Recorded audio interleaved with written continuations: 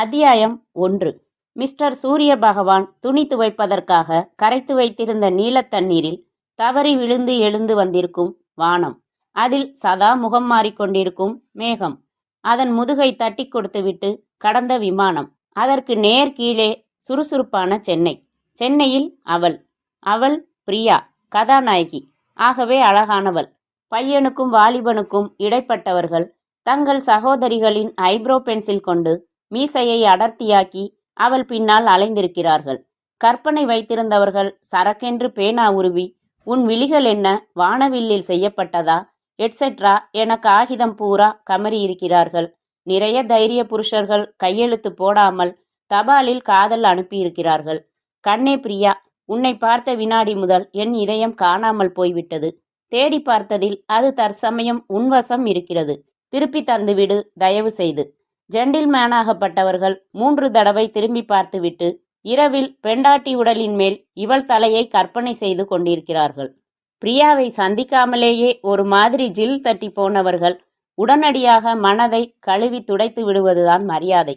ஏனென்றால் போன வருடம் ஆவணி மாதம் 24ஆம் தேதி வெள்ளிக்கிழமை காலை 9 to 10:30 முகூர்த்தத்தில் பிரியாவுக்கு கல்யாணமாகிவிட்டது. காதல் கல்யாணம். வழக்கம் போல மோதலில் ஆரம்பித்த காதல். பிரியா கிளார்க் கம் டைப்பிஸ்டாக வேலை பார்க்கும் அந்த பிரைவேட் கோ எஜுகேஷன் கல்லூரியின் அலுவலகத்திற்கு புயல் மாதிரி வந்தான் மகேஷ்.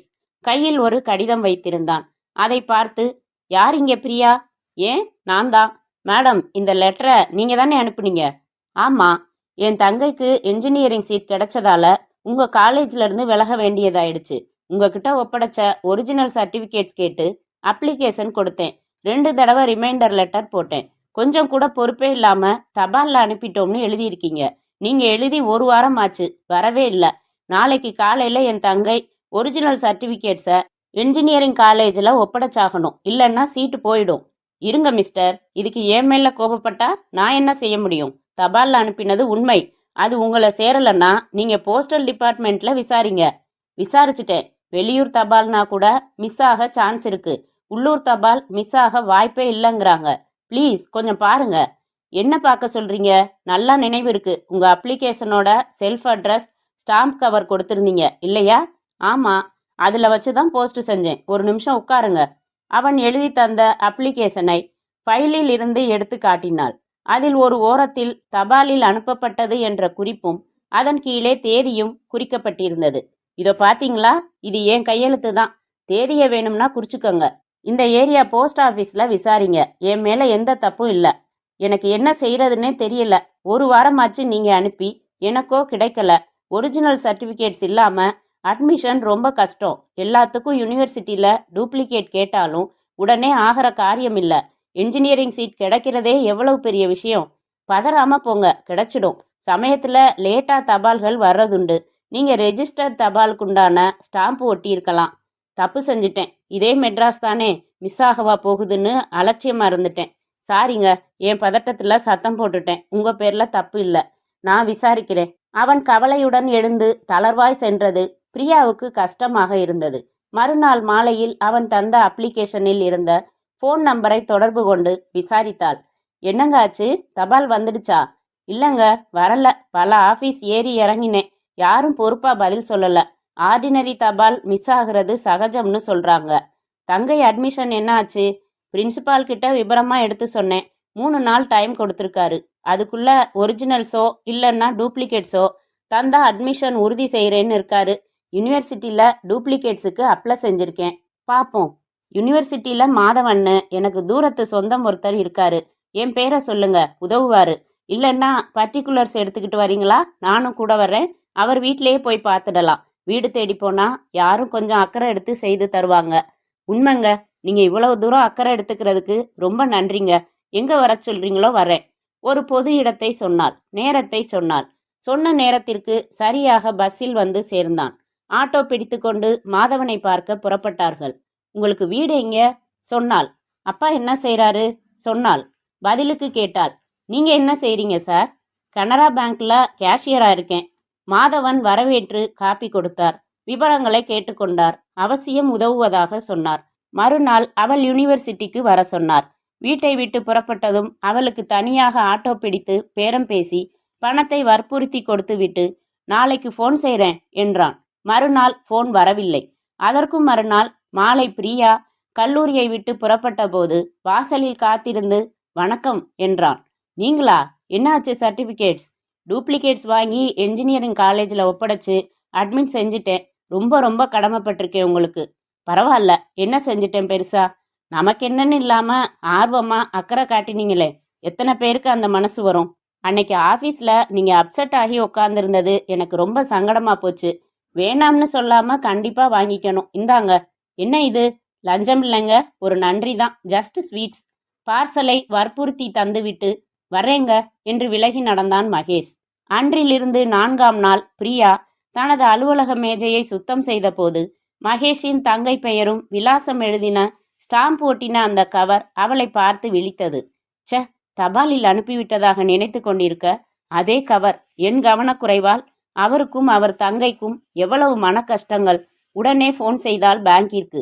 மிஸ்டர் மகேஷ், இன்னைக்கு ஈவினிங் நான் உங்களை சந்திக்கணும். காலேஜுக்கு வரட்டுமா? வேணாம், உங்கள் பேங்க் எத்தனை மணிக்கு முடியுது? 5 மணிக்கு. 5 மணிக்கு நான் வரேன் அங்கே சென்றாள். தன் சைக்கிளை தள்ளிக்கொண்டே அவளுடன் நடந்தான் மகேஷ். என்னை மன்னிக்கணும். நீங்க எதுக்கு? ஒரிஜினல் சர்டிஃபிகேட்ஸ் கொண்ட அந்த கவர் என் கவனக்குறைவால் போஸ்ட் ஆகாமல் என் மேஜை டிராயருக்குள்ளே இருந்துச்சு. இன்னைக்கு தான் கிடச்சிது. I am really sorry. இந்தாங்க. பரவாயில்ல, பிரச்சனை சால்வ் ஆகிடுச்சே அப்பவே. அது எப்படிங்க? என்னால் எவ்வளவு மன கஷ்டம், அலைச்சல். நீங்களும் தானே எனக்காக அலைஞ்சிங்க பிரியா. உங்கள் குணம் எனக்கு ரொம்ப பிடிச்சிருக்குங்க. என்னடா இப்படி உடச்சி பேசுகிறானேன்னு தப்பாக நினைக்காதீங்க. நான் கோபமாக சண்டை போட்டப்போ பொறுமையாக பதில் சொன்னீங்க, ஆர்வமாக விசாரிச்சிங்க, அக்கறையாக ஒத்துழைச்சிங்க. இந்த கவரை நீங்கள் தபாலில் போட்டிருக்கலாம், எங்கேயோ சுற்றிட்டு வருதுன்னு நான் நினச்சிருந்திருப்பேன். உங்கள் கவனக்குறைவை வெளிப்படுத்தி இப்போ மன்னிப்பு கேட்க நேரில் வந்தீங்களே, இப்போ என் மனசில் என்ன தோணுது தெரியுமா? என்ன தோணுது? ஒய் டோன்ட் ஐ லவ் யூன்னு தோணுது. என்ன என்று ஆச்சரியப்பட்டாலே ஒழிய கோபம் வரவில்லை. விருட்டென்று புறப்பட்டு வீட்டுக்கு வந்தாலே ஒழிய இரவில் உறக்கம் வரவில்லை. மறுநாள் அவளுக்கு ஃபோன் வந்தது. ஹலோ, நான் மகேஷ் பேசுகிறேங்க. கோபமாக ஃபோனை வச்சிடாதீங்க. நேற்று நான் தப்பாக சொல்லிட்டேன் ஒரு வேகத்தில். ஏன் உங்களை நேசிக்க கூடாதுன்னு தோணுதுன்னு சொன்னேனே ஒழிய நேசிக்கிறேன்னு சொல்லலையே. நீங்கள் விருட்டுன்னு போயிட்டது எனக்கு கன்னத்தில் அரைஞ்ச மாதிரி இருந்துச்சு. நான் சொன்னதுக்கு கோபமா?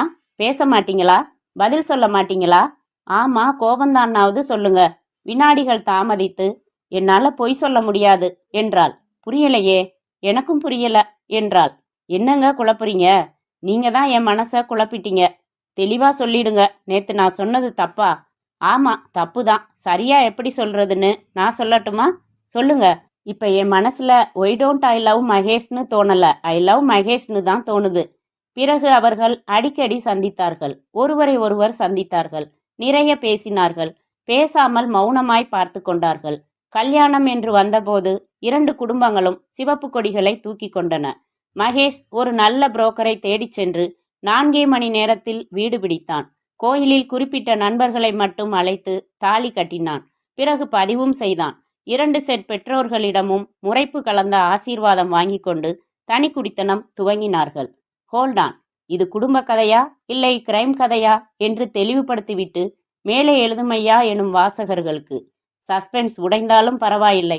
2 வரியில் சுருக்கத்தை சொல்லிவிடுகிறேன். இனிமையாக குடும்பம் நடத்தி கொண்டிருக்கும் சந்தோஷமான பிரியா இருக்கிறாளே, அவளை நோ நோ வேணாம் ப்ளீஸ் என்று கெஞ்ச கெஞ்ச கதற கதற போத்திரமங்கலம் சம்பத் இதற்கு மேல் சஸ்பென்ஸ் உடைக்க வேண்டாம் என்று 7 முழு பக்கங்களில் வேண்டுகோள் விடுப்பதால் காதலை சொல்லி பக்கங்கள் ஓட்டுகிற வேலையை நிறுத்தி கொண்டு கதையில் கொஞ்சம் ஸ்பீடு சேர்த்து கொள்வோமா? அத்தியாயம் 2.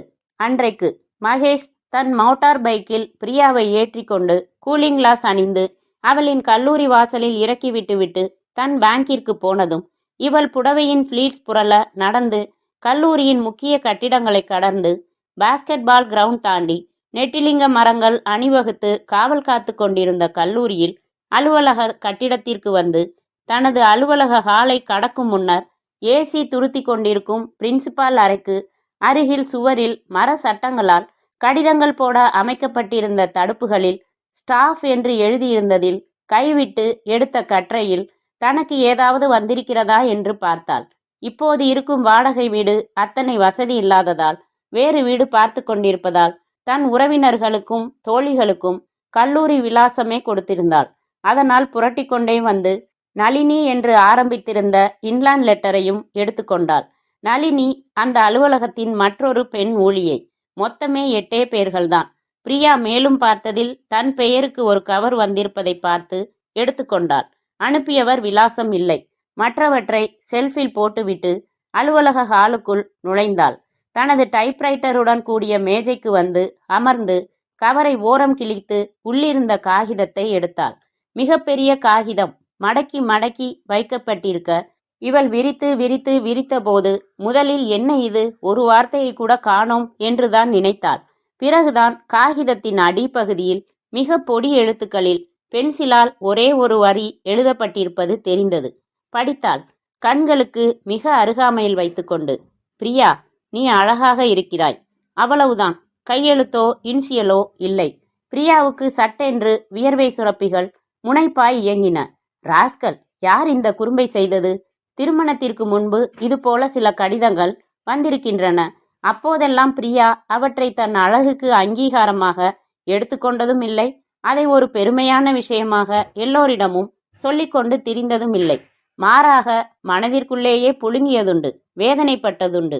என்னை மற்றவர்களை விட சற்று அழகாய் படைத்ததால் தானே இப்படி தொந்தரவுகள் என்று கோயிலில் கண்மூடி புலம்பியதுண்டு. ஆனால் திருமணமாகி 1 ஆண்டு முடிந்த பின்னர் ஒரு பெண்ணுக்கு இதுபோல கடிதம் வருவதென்பது, என்ன வக்ரம் இது? யார் வேலை? ஏன் இப்படி பண்பாடு இல்லாமல் நடந்து கொள்கிறார்கள்? பிரியா அந்த கடிதத்தை துண்டு துண்டாக கிழித்து குப்பை கூடையில் வீசினாள். முகம் தெரியாத அந்த கோழை ஆண் மேல் ஆத்திரம் எகிரியது. குட் மார்னிங் என்ற நளினி, உன்னதான் பிரியா, 3வது தடவையா குட் மார்னிங் சொல்றேன். காலையிலேயே என்ன யோசனை? சாரி, குட் மார்னிங், நான் கவனிக்கல. உனக்கு ஒரு லெட்டர் வந்திருக்கு, இந்தா. நளினி இரட்டை பின்னல் போட்டிருந்தாள். ஒற்றை ரோஜா செருகி இருந்தாள். ஏன் நளினி, உனக்கு லவ் லெட்டர் வந்திருக்கா? அதெல்லாம் உன்ன மாதிரி சிவப்பு தோலுக்கு தான் வரும். எனக்கு லஸ்ட் லெட்டர் தான் வந்திருக்கு. அப்படின்னா? அதாவது காமக்கடிதம். நளினி, இன்றைக்கு ராத்திரி நாம ஜாலியாக இருக்கலாமா? சம்மதம் என்றால் அலுவலகத்தை விட்டு வெளியே வரும்போது தலையில் வைத்திருக்கும் ரோஜாவை கையில் வைத்து கொண்டு வா. நான் வந்து பேசுகிறேன், பிறகு கொஞ்சுகிறேன். இது மாதிரி ஒரு தடவை வந்துச்சு பிரியா. கேவலப்படுத்துறாங்க நம்மள. நீ என்ன செஞ்ச? அதே மாதிரி பூவை கையில் எடுத்துக்கிட்டு வெளியே போனேன். ஏய், நிஜமாதான். அப்பதானே அவன் வந்து பேசுவான். அப்பதானே ஆள் யாருன்னு தெரிஞ்சு செருப்பை கலட்டி காட்ட முடியும். வந்தானா? வரலையே. பயந்தாங்குழிங்க தான் இப்படி எழுதுவாங்க பிரியா. ஆம்பளை பசங்களும் படிக்கிற இந்த கோ எஜுகேஷன் காலேஜில் வேலை பார்க்கறது மாதிரி பொறுமையான விஷயம் வேற எதுவும் இல்லை. ஏன் இவ்வளவு கேட்குற? உனக்கு எதுவும் வந்திருக்கா? ஆமாம் பிரியா, நீ அழகா இருக்கிறன்னு ஒரே ஒரு வரி. கிழிச்சு போட்டுட்டு வேலையை பார் பிரியா. இதுக்கெல்லாம் முக்கியத்துவம் தந்து மனசை போட்டு அலட்டிக்காத. இதெல்லாம் காலேஜ் ஸ்டூடெண்ட்ஸ் மத்தியில் சகஜம். அப்படி இல்லை நளினி, நீ கல்யாணம் ஆகாதவ. ஒரு கிரேஸில் எழுதலாம். நான் கல்யாணம் ஆனவன்னு எல்லாருக்கும் தெரியும். தாலி தொங்குது கழுத்துல. தினம் என் புருஷன் கொண்டாந்து விடுறார், திரும்ப ஈவினிங் பிக்கப் பண்ணிக்கிறாரு. அப்படி இருக்கிறப்போ எனக்கு இப்படி எழுதுறது தப்பு தான், முறையில்லை தான். அது தெரிஞ்சுதானே பேர் போடாம மொட்டையா எழுதுறான். விடு பிரியா, இதுக்கு போய் ரொம்ப ஒரி செய்யாத. பிரியாவும் அந்த விவகாரத்தை மறந்துதான் போனாள். மறுநாள் காலை 2வது தபால் வரும் வரையில் அதில் 2 வரிகள் இருந்தன. பிரியா, நீ அழகாய் இருக்கிறாய். அதனால் என் ஆசையை தூண்டுகிறாய். பிரியா அந்த 2வது கடிதத்தில் மேலும் அப்செட் ஆகி என்ன செய்வது என்று தவித்து கொண்டிருக்கும் போதே மறுநாள் 3வது கடிதம். பிரியா, நான் கனலாய் இருக்கிறேன். உன்னை கட்டியணைக்க காத்திருக்கிறேன். பொறுமைக்கு முற்றுப்புள்ளி வைத்து கிழித்தது தவிர மீதி 2 கடிதங்களை எடுத்துக்கொண்டு பிரின்சிபாலின் அறைக்கு சென்றாள் பிரியா, துணைக்கு நளினியையும் அழைத்து கொண்டு. அத்தியாயம் 3. பிரின்சிபால் வரதராஜன் தனது மூக்கு கண்ணாடியை கழற்றி மேஜை மேல் வைத்துவிட்டு பொறுமையாக பார்த்தார். கடிதங்கள் வந்த கவர்களையும் பார்த்தார். Sit down, please sit down. சொல்லுங்க, இது ரொம்ப அசிங்கமான வேலை தான். யார் கையெழுத்துன்னு தெரியுமா? தெரியாது சார். யாரையாச்சும் சந்தேகப்படுறீங்களா? குறிப்பா சொல்ல தெரியல சார். சரி, அப்ப என்ன செய்யலாம்? நீங்க தான் சொல்லணும். லெக்சரர்ஸ், ப்ரொஃபசர்ஸ், ஸ்டாஃப் எல்லாம் சேர்ந்து இந்த காலேஜில் 24 லேடிஸ் வேலை செய்கிறோம். எல்லாருக்கும் ஏறக்குறைய இதே மாதிரி தொந்தரவுகள் இருக்கு. ஸ்டூடெண்ட்ஸ் வர வர மோசமாக நடந்துக்கிறாங்க. இவ்வளவு கீழ்த்தரமாக எழுதியிருக்கிற பையன் நாளைக்கு இதே மாதிரி பாஞ்சு கட்டி அணைக்கவும் செய்யலாம் சார் என்றால் சூடாக நளினி. ஒத்துக்கிறேன், என்ன செய்யலாம்னு சொல்லுங்க. போலீஸை கூப்பிட்டு ஒரு கேஸ் ஃபைல் பண்ணிடுவோம்மா. கமிஷனரை கூட பர்சனலா தெரியும். வேணா சார் என்றால் அவசரமாக பிரியா. இது ரகசிய அவமானம் சார். போலீஸுக்கு போனா அம்பலமாயிடும். இன்னும் அசிங்கம். இந்த லெட்டர் விவகாரத்தை நான் என் புருஷன்கிட்ட கூட சொல்லல. இதை போய் எப்படி சொல்றது? வாஸ்தவம், ரொம்ப டெலிகேட்டான விஷயம் இது. நான் சில பேரை நியமிச்சு ஸ்டூடெண்ட்ஸ் பேசிக்கிற இடங்கள்ல ஒட்டு கேட்க சொல்றேன். இந்த வேலையை செய்யறது யாருன்னு முதல்ல தெரிஞ்சுக்கலாம். அப்புறம் அவனை என்ன செய்யலான்னு தீர்மானிக்கலாம். இப்போ நோட்டீஸ் போர்டுல பொதுவா ஸ்டூடெண்ட்ஸ் சில பேர் பெண்கள்கிட்ட மரியாதை இல்லாம நடந்துக்கிறதா தெரிய வருது. இது குறித்து கடுமையான நடவடிக்கை எடுக்க போறோம்னு ஒரு சர்க்குலர் போட்டுடுறேன். இப்போதைக்கு அவ்வளவுதான் செய்யலாம் என்றார் வரதராஜன் வெகு பிராக்டிக்கலாக. நோட்டீஸ் போர்டில் அந்த சர்க்குலர் தொங்கின மறுநாள் கடிதம் வந்தது. பிரியா டார்லிங், வழுக்கை தலையன் சர்க்குலர் போட்டு மிரட்டிவிட்டால் உன்மேல் உள்ள தாகம் இல்லை வெறி அடங்கிவிடுமா? ஒரே ஒரு முறை உன் கணவனுக்கு நீ துரோகம் செய்தால் தப்பில்லை கண்ணே. அந்த நாளை என்றைக்கு வைத்துக் கொள்வோம்? நளினியிடம் காட்டி குமுறினாள் பிரியா. என்னதான் செய்யறது நளினி, எனக்கு புரியலையே. யாருன்னு தெரிஞ்சா நடவடிக்கை எடுக்கிறேன்னு பிரின்சிபால் சொல்றாரு. அவர் சொல்றது நியாயம்தான். எப்படி தெரிஞ்சுக்கிறது? கஷ்டம் பிரியா. 700க்கு மேல ஆண்கள் படிக்கிறாங்க இந்த காலேஜ்ல. ஒன்னு சொல்லட்டுமா? இந்த பிரச்சனை உனக்கு மட்டும் இல்ல, இங்க படிக்கிற 600 பெண்களுக்கும் உண்டு. அவங்கள கேலி செய்யறது, பாட்டு பாடுறது, விசில் அடிச்சு கூப்பிடுறது, லெட்டர் தர்றது, லேடிஸ் டாய்லெட்டுக்குள்ள ஒளிஞ்சிருக்கிறது, இப்படி எவ்வளவு நாஸ்டியா நடந்துக்கிறாங்க தெரியுமா? அவ்வளவு ஏன், போன வருஷம் ஃபர்ஸ்ட் இயர் ஸ்டூடெண்ட் ஒருத்திய காலேஜ் விட்டதும் கடத்திக்கிட்டு போய் கற்பழிச்சாங்களே, மறந்துட்டியா? நளினி, நானே ரொம்ப பயந்து போயிருக்கேன். நீ வேற இன்னும் பயமுறுத்துறியா? சேச்ச, குலைக்கிற நாய் கடிக்காது பிரியா. இந்த லெட்டர் உனக்கு எழுதிக்கிட்டு இருக்கிறவனுக்கு இப்படி கீழ்த்தரமா எழுதி போடுறதுல ஒரு திருப்தி, செயல்ல இறங்குறதுல கிடையாது. சரி சொல்லு, இதை என்ன செய்யட்டும்? பத்திரமா வச்சுக்கோ. பிரின்சிபால் கிட்ட தான் அந்த 2 லெட்டர்ஸும் இருக்கு. இதை அவருக்கு காட்டுறதா வேணாமா? கண்டிப்பா காட்டு. அவர்கிட்டயே கொடுத்து வை. வீட்டில் அவர்கிட்ட சொல்றதா வேணாமா? வேணாம் பிரியா, அவருக்கும் அனாவசியமா மன கஷ்டம். இப்ப என்ன நடந்துடுச்சு? இது ஒன்றும் பெருசா வெடிக்காது, கவலையே படாத. ஆனாலும் பிரியாவால் கவலைப்படாமல் இருக்க முடியவில்லை. தினமும் ஒருவித நடுக்கத்துடனே வந்து போனாள். ஆச்சரியமாக அடுத்த சில நாட்களுக்கு எந்த கடிதமும் இல்லை. பிரியா கொஞ்சம் சாந்தமானாள். ஓய்ந்து விட்டான் என்று நிம்மதியானாள். இனி மன உளைச்சல் கிடையாது என்று சந்தோஷமானாள்.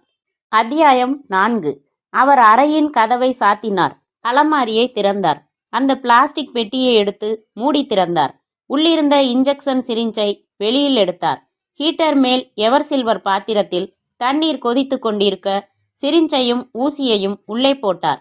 சில வினாடிகள் காத்திருந்தார். இடுக்கி வைத்து வெளியே எடுத்து பொருத்தினார். கொஞ்சம் கொதிநீரை சிரிஞ்சுக்குள் அனுப்பி சர் என்று பாத்திரத்திலேயே நீரை வெளியேற்றினார். ஹீட்டரை அணைத்தார். சட்டையின் பாக்கெட்டில் வைத்திருந்த அந்த ஊசி மருந்தை எடுத்தார். சிரிஞ்சுக்குள் மருந்தை ஏற்றிக்கொண்டு பாட்டிலை குப்பை தொட்டியில் வீசிவிட்டு தனது பின்பாகத்தில் ஊசியை குத்தி மருந்து முழுவதையும் உள்ளே அனுப்பினார். சிரிஞ்சை எடுத்து மேஜை மேல் வைத்துவிட்டு கட்டிலில் படுத்துக்கொண்டார். சில வினாடிகளில் மிதந்தார். தனக்குள் சிரித்தார். காற்றை கிள்ளினார். கால்களால் மானசீக சைக்கிள் ஓட்டினார். தலையணையை அணைத்து கொண்டார். எழுந்து அமர்ந்தார். மீண்டும் படுத்தார். மீண்டும் எழுந்தார். சுவரில் தொங்கின கேலண்டரில் நேரு இருந்தார். அவரிடம் போய் மை ஸ்வீட் டார்லிங் என்று உதடுகளை அந்த வார்னிஷ் காகிதத்தில் ஒற்றி எடுத்தார். ஸ்விட்ச் போர்டு அருகே வந்து அறையின் எல்லா விளக்குகளையும் போட்டார். பிறகு எல்லா விளக்குகளையும் அணைத்தார். எங்கே எங்கே இருக்க டார்லிங் என்றார். இருட்டில் தடுமாறி நடந்து நாற்காலியில் மோதிக்கொண்டார். மேஜைக்கான விளக்கை மட்டும் போட்டுக்கொண்டார். மேஜையின் டிராயரை திறந்து எல்லாம் கலைத்து தேடினார். கண்டுபிடித்து எடுத்தார். அது ஒரு பாஸ்போர்ட் சைஸ் போட்டோ, ஒரு பெண்ணின் போட்டோ. எதிலிருந்தோ கட் செய்து எடுக்கப்பட்ட போட்டோ என்பதை தெரிவிக்கும் வகையில் அதன் பின்பக்கம் காகிதம் ஒட்டி கொண்டிருந்தது. அந்த போட்டோவை எடுத்துக்கொண்டு மீண்டும் கட்டிலுக்கு திரும்பினார். எச்சில் போட்டு அந்த போட்டோவை ஈரமாக்கி தலையணை மேல் ஒட்டி வைத்தார். இது தலையணை இல்லை, நீ மை டியரஸ்ட் டியர் காதலி, எனக்கு மட்டும் காதலி, என்னை மட்டும் காதலி என்று தலையணையை மூர்க்கமாக அணைத்து கொண்டு தன் உதடுகளை புகைப்படத்தின் மேல் வைத்துக்கொண்டு அப்படியே அசையாமல் இருந்தார். மெல்ல மெல்ல உறக்கத்தில் ஆழ்ந்தார். அவர் மாண்புமிகு, மேதகு, மரியாதைக்குரிய, போற்றுதலுக்கும் வணக்கத்துக்கும் உரிய கல்லூரி முதல்வர் வரதராஜன். புகைப்படத்தில் இருந்த பெண் பாவத்துக்கும் பரிதாபத்துக்கும் உரிய பிரியா. அத்தியாயம் 5. கடற்கரை அருகில் பைக்கை நிறுத்தினான் மகேஷ். இறங்கி சேலையின் துடிக்கும் தலைப்பை இழுத்து செருகிக் கொண்டாள் பிரியா. மீண்டும் மீண்டும் அலைகள், மீண்டும் மீண்டும் அலைகள். சமதர்ம கொள்கையுடன் காற்று, வெளிச்சத்தை வாபஸ் பெற்று கொண்டிருக்கும் வானம். மணலில் அமர்ந்தார்கள். சொல்லுங்க, என்னமோ ஒரு குட் நியூஸ்னு சொன்னீங்க. சொல்றேன், அதுக்கு முன்னால நீ ஒரு உண்மையை சொல்லு பிரியா. என்ன? போன வாரம் முழுக்க நீ அப்செட் ஆகியிருந்த. நானும் தினம் 4 தடவையாவது கேட்டிருப்பேன். ஒண்ணுமில்லன்னு சமாளிச்சுட்ட. இப்ப சொல்லு, என்ன ப்ராப்ளத்தால அப்படி இருந்த? நிஜமா ஒண்ணும் இல்லைங்க. மறைக்கிற. சரி, நீயா சொல்வ, அப்ப கேட்டுக்கிறேன். என்ன குட் நியூஸ், அதை சொல்லுங்க. டி நகர்ல புதுசா கட்டி முடிச்ச ஒரு அப்பார்ட்மெண்ட்ல ஓனர்ஷிப் பிளாட் சிஸ்டத்துல ஒரு வீடு விலைக்கு வந்துச்சு. ஃப்ரெண்டு அழைச்சிக்கிட்டு போய் காட்டினான். 2 பெட்ரூம் ஹவுஸ். தண்ணி பிரச்சனை இல்லை. போர்வெல், 24 மணி நேரமும் சப்ளை, தனி வாட்ச்மேன், அண்டர் கிரவுண்ட்ல வெஹிக்கிள் பார்க்கிங் வசதியும் இருக்கு. எனக்கு ரொம்ப பிடிச்சு போச்சு. நான் முடிவு சொல்லலைன்னா இன்னொருத்தன் வாங்க ரெடியா இருந்தான். சட்டுன்னு 10,000 ரூபாய் அட்வான்ஸா செக் போட்டு கொடுத்துட்டேன். இன்னும் கொஞ்சம் பணம் ரெஜிஸ்ட்ரேஷன் அப்போ கொடுத்துட்டு அப்புறம் 2 வருஷத்துக்கு மந்த்லி இன்ஸ்டால்மெண்ட்ல பணம் கட்டினா போதும். ரொம்ப நாளா சொன்னீல்ல சொந்தமா வீடு வாங்கணும்னு, எப்படி முடிச்சேன் பாரு. ரொம்ப சந்தோஷமா இருக்குங்க. இப்ப எதுக்கு பீச்சுக்கு அழைச்சிக்கிட்டு வந்தீங்க? நேரா அந்த வீட்டுக்கு போயிருக்கலாம் இல்லையா? நான் பார்க்க வேணாமா என்று சினுங்கினாள் செல்லமாக. நாளை காலையில நேரா வீட்டுக்கு அழைச்சிட்டு போயிட்டு அப்புறம் உன்னை காலேஜில் விடுறேன். ஓகே? சரிங்க. சாவி உங்ககிட்ட தான் இருக்கா? ஆமா, இந்தா. பேண்ட் பாக்கெட்டில் இருந்து எடுத்து கொடுத்தான். நாளைக்கு சாயங்காலம் இன்னொரு இடத்துக்கு நீங்க அழைச்சிக்கிட்டு போகணும். எங்க? சினிமாவுக்கா? கரெக்டா சொல்லுங்க பார்க்கலாம். ஷாப்பிங்கா? வேறெங்க? உங்க அம்மா வீட்டுக்கா? இல்ல. படுத்தாத, நீயே சொல்லிடு. ஒரு நல்ல லேடி டாக்டர் கிளினிக்குக்கு. ஏன், என்ன பண்ணுது பிரியா? எதுக்கு இப்படி பதறீங்க? இதை புரிஞ்சுக்க முடியலையா? மை டியர் மண்டு மகேஷ், 15 நாள் தள்ளி போயிருக்கு என்று தலையை குனிந்து மணலில் கோலம் வரைய, ரியலி என்று சடாரென அவளை அணைத்து கொண்டு அவசரமாக கன்னத்தில் முத்தமிட்டான். வினோதமாக சந்தோஷ குரல் எழுப்பினான். ஐய, என்ன இது? சந்தோஷம். நான் கத்துவேன், குதிப்பேன், டான்ஸ் ஆடுவேன். யார் என்ன கேட்கறது? ச பிரியா, இந்த நிமிஷம் நான் எவ்வளவு மகிழ்ச்சியா இருக்கேன் தெரியுமா? வீடு வாங்கியிருக்கோம், வாரிசு பிறக்க போகுது. சொல்லு, உனக்கு என்ன வேணும் சொல்லு, நாளைக்கே வாங்கி தரேன். எதுக்கு? கூலியா? சி, என்ன பேச்சு இது? ஒரு ஆசைதான். கர்ப்பமா இருக்கிறப்போ ஆசைப்படுறதெல்லாம் நிறைவேற்றணும். பிரியா, நீ நிறைய நிறைய ஆசைப்படு. சொல்லு, இப்போ உன்னோட ஆசைகள் என்ன என்ன? இதே மாதிரி எப்பவும் நாம சந்தோஷமா இருக்கணும். சென்டிமெண்டலா சொல்லாத, மெட்டீரியலா சொல்லு. உனக்கு என்ன என்ன வேணும்? ஒன்றும் வேணாங்க. பாத்தியா, இதான் கூடாது. எனக்காவது சொல்லேன். எவ்வளவு ஆசையா கேட்குறேன். முதல்ல கன்ஃபார்ம் ஆகட்டுங்க. கன்ஃபார்ம் ஆயாச்சு தான், இதுல என்ன சந்தேகம் என்று தன் வாட்சை திருப்பி நேரம் பார்த்த மகேஷ், எந்திரி பிரியா, நாளைக்கு என்ன நாளைக்கு, இன்னைக்கே உறுதி செஞ்சிடலாம். வா, ஒன்றும் லேட் ஆயிடல. நம்ம தெருவிலேயே டாக்டர் லீலாவதின்னு கருப்பாக இருந்தார், கொண்டை போட்டிருந்தார். சிரித்தபோது பெரிய பற்கள். கங்க்ராச்சுலேஷன் சார் என்று இவனிடம் சொன்னபோது ஆணின் குரல். 20 ரூபாயை வாங்கி டிராயருக்குள் விசிறின போது ஏற்கனவே நிறைய பணம். நேராய் வீட்டிற்கு வராமல் ஒரு ஹோட்டலில் டிஃபன் சாப்பிட்டு விட்டு 5 ரூபாய்க்கு பூ வாங்கி கொண்டு திரும்பினார்கள். இரவு கட்டிலில் படுக்க போனவளை, இரு தூங்க விட்டுடுவேனா என்று நோட்புக்கும் பேனாவும் எடுத்துக்கொண்டு, சொல்லு, வரிசையா சொல்லு, உனக்கு என்ன என்ன வேணும் என்றான் மகேஷ். எதுவும் வேணாங்க. சரி சரி, முறைக்காதீங்க. குட்டி சைஸ்ல ஜிமிக்கி வேணும், அதான் இப்போ ஃபேஷன். என் வளையல்ல ஒன்று தர்றேன், அதை அழிச்சிட்டு செஞ்சு கொடுங்க போதும். திமிர் தானே உனக்கு? வளையலை அழிச்சு தான் செய்யணுமா? தனியா செஞ்சு தர என்னால முடியாதா? வர்ற 1ஆம் தேதி சம்பளம் வாங்கி கொஞ்சம் கடன் வாங்கி நேரா ஜுவல்லரிக்கு உன்னையும் அழைச்சிட்டு போய் உனக்கு பிடிச்ச டிசைன்ல வாங்கி தரேன். பேங்க்ல சேர்த்ததை வீட்டுக்கு அட்வான்ஸ் கொடுத்துட்டேன். அப்புறம் வேற? போதும், வேற எதுவும் வேணாம்.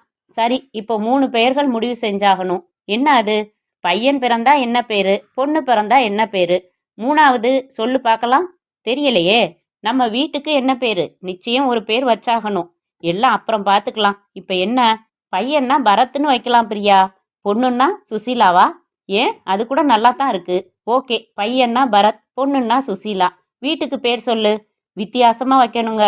பிரியா பவனம் நல்லா இருக்கா? இந்த பவனம் எல்லாம் வேணாம், ஓல்டு வார்த்தை. யாரும் வைக்காத மாதிரி இருக்கணும். பேர்ல ஒரு அர்த்தம் இருக்கணும். 2 நாள் போகட்டுமே, யோசிச்சு சொல்றேன். ஓகே, உனக்கு தூக்கம் வருது, படு. எனக்கும் தூக்கம் வருது என்று விளக்கை அணைத்து விட்டு அவள் மேல் கை போட்டு தன் பக்கம் திருப்ப, ஏய், டாக்டர் என்ன சொன்னாங்க என்றாள். சும்மா அணைச்சிக்கிட்டு தூங்க கூட வேணாம்னா சொன்னாரு என்றான். அத்தியாயம் 6. அலுவலக நேரம் முடிவதற்கு முன் ஒரு இளைஞன் உள்ளே வந்தான். மாடர்னாக ட்ரெஸ் செய்திருந்தான். இடுப்பில் வாக்மேன் டேப்பும் கழுத்தில் அதனுடன் தொடர்பு கொண்ட ஹெட்போன் மாட்டியிருந்தான். பிரியாவுக்கு எதிரே இருந்த ஸ்டூலில் அமர்ந்து கொண்டான். சன்னமாக பேசினான். மேடம், என் பேரு Jeeva, MCom first year student. என்ன நீங்க பார்த்துருக்கலாம், இல்லைன்னாலும் பரவாயில்ல. உங்களோட லெட்டர் மூலமா அசிங்கமா ஒரு விளையாட்டு நடத்தினவனை நான் கண்டுபிடிச்சிட்டேன். யார் அது? என்னோட கிளாஸ்மேட்டு தான், திவாகர்னு பேரு. பிரின்சிபால் இதை கண்டுபிடிக்க சொல்லி என்கிட்ட பொறுப்பு ஒப்படைச்சிருந்தாரு. திவாகருக்கு செமத்தியா உத கொடுத்துட்டேன். தப்புன்னு உணர்ந்துட்டான். உங்ககிட்ட மன்னிப்பு கேட்கணும்னு சொன்னேன், சம்மதிச்சிருக்கான். இப்போ கெமிஸ்ட்ரி லேப்ல அவனை காத்திருக்க சொல்லி வந்திருக்கேன். ஒரு நிமிஷம் வாங்க ப்ளீஸ். எதுக்காக நான் அங்கே வரணும்? அவனை பிரின்சிபால் ரூமுக்கு கூட்டிட்டு வாங்க. அவர் முன்னிலையில குற்றத்தை ஒப்புக்கட்டும். நல்லா அடி வாங்கிட்டான், உணர்ந்துட்டான், அழுவுறான். அவன் செஞ்சதுக்கு இந்த தண்டனை போதுங்க. நம்ம பிரின்சிபால் எவ்வளவு ஸ்ட்ரிக்டானவர்னு உங்களுக்கு தெரியும். நிச்சயமா டிஸ்மிஸ் செஞ்சிடுவாரு. அவன் வாழ்க்கையே போயிடும். எழுதுனதெல்லாம் முறையா? அப்போ புத்தி எங்கே போச்சு? தப்பு தான், ஏதோ ஒரு அசட்டுத்தனம்னு வச்சுக்கங்களேன். ப்ளீஸ் வாங்க, உங்ககிட்ட மன்னிப்பு கேட்க சொல்றேன். நீங்க அதுக்கப்புறம் பிரின்சிபால் கிட்ட இதை கொண்டு போகணுமா இல்லை இப்படியே விட்டுடலாமான்னு முடிவு செய்யுங்க. யோசித்தாள் பிரியா. அவன் சொல்வது நியாயமாகப்பட்டது. பிரின்சிபாலிடம் அழைத்து சென்றால் நிச்சயம் நடவடிக்கை எடுப்பார், டிஸ்மிஸ் செய்வார். விஷயம் வெளியில் தெரியும். தவறை உணர்ந்து மன்னிப்பு கேட்க தயாராய் இருக்கும்போது இந்த அசிங்கமான விஷயத்தை பிரபலப்படுத்துவது நல்லதல்ல. சரி வாங்க போகலாம். இருவரும் அலுவலகத்தை விட்டு வெளியே வந்து கெமிஸ்ட்ரி லேபுக்கு நடந்தபோது, ஜீவா ஸ்பின்னிங் மில்னு கேள்விப்பட்டிருக்கீங்களா என்றான். ஆமா, எங்களது தான். நான் ஒரே பிள்ளை. அப்படியா? என்னை பார்த்ததா நினைவே இல்லையா உங்களுக்கு? பார்த்துருக்கலாம், நிறைய ஸ்டூடெண்ட்ஸ் ஒரே மாதிரி தானே இருக்கீங்க. ஆனா நான் கொஞ்சம் வித்தியாசங்க. வாங்க உள்ள போகலாம். கெமிஸ்ட்ரி லேபின் கதவை திறந்து கொண்டு அவன் முதலில் உள்ளே செல்ல, அடுத்து அவள் நுழைந்து பார்த்து அங்கு வேறு யாரும் இல்லாததை கவனித்தாள். எங்க திவாகர் என்றாள். ஜீவா மெல்ல சிரித்து, எங்க கிளாஸ்ல திவாகர்னு யாருமே இல்ல பிரியா மேடம். உன்கிட்ட கொஞ்சம் தனியா பேசணும்னு நான் இங்க கூட்டிட்டு வந்தேன். இந்த பொய் சொல்லலன்னா வரமாட்டியே நீ என்றான். அவன் ஒருமையில் பேசினது சொரீர் என்று உரைத்தது. மரியாதையா பேசு. அந்த லெட்டர் எல்லாம் நீ தான் எழுதினியா? ஆமா, நான் தான் எழுதினேன். என்ன செய்ய போற? இடியட் உன்ன என்று வாசலுக்கு வேகமாக நடந்த அவள் புடவையின் தலைப்பை வெடுக்கென்று பற்றின ஜீவா, நீ வெளியில போனாலோ இல்ல கத்தினாலோ இப்போ உன் புடவைய பிடிச்சிருக்கிற கை உன் உடம்பையும் பிடிக்கும். பதறாத. இப்போ உன்னை நான் எதுவும் செய்ய போறதில்ல. பேசத்தான் கூப்பிட்டேன். திமிரினே அப்படியே கட்டி பிடிச்சு முத்தம் கொடுத்துடுவேன். நீ என்ன நடவடிக்கை அதுக்கப்புறம் எடுத்தாலும் இது மறக்காம வாழ்நாள் பூரா உறுத்தும். எனக்கு எதை பத்தியும் கவலை இல்லை. நான் படிச்சு வேலைக்கு போய் சம்பாதிக்கிறதுக்காக காலேஜுக்கு வரல. இந்த மாதிரி 10 காலேஜ் நடத்துற வசதி இருக்கு எனக்கு. நில்லு, நான் சொல்றத கேளு. அதிர்ச்சியுடன் நின்றாள். என்ன பேச நீ என்கிட்ட? அப்படி கேளு. இதே காலேஜ்ல எத்தனை பொண்ணுங்க நான் அவங்கள தொடமாட்டேனான்னு தவிக்கிறாங்க தெரியுமா?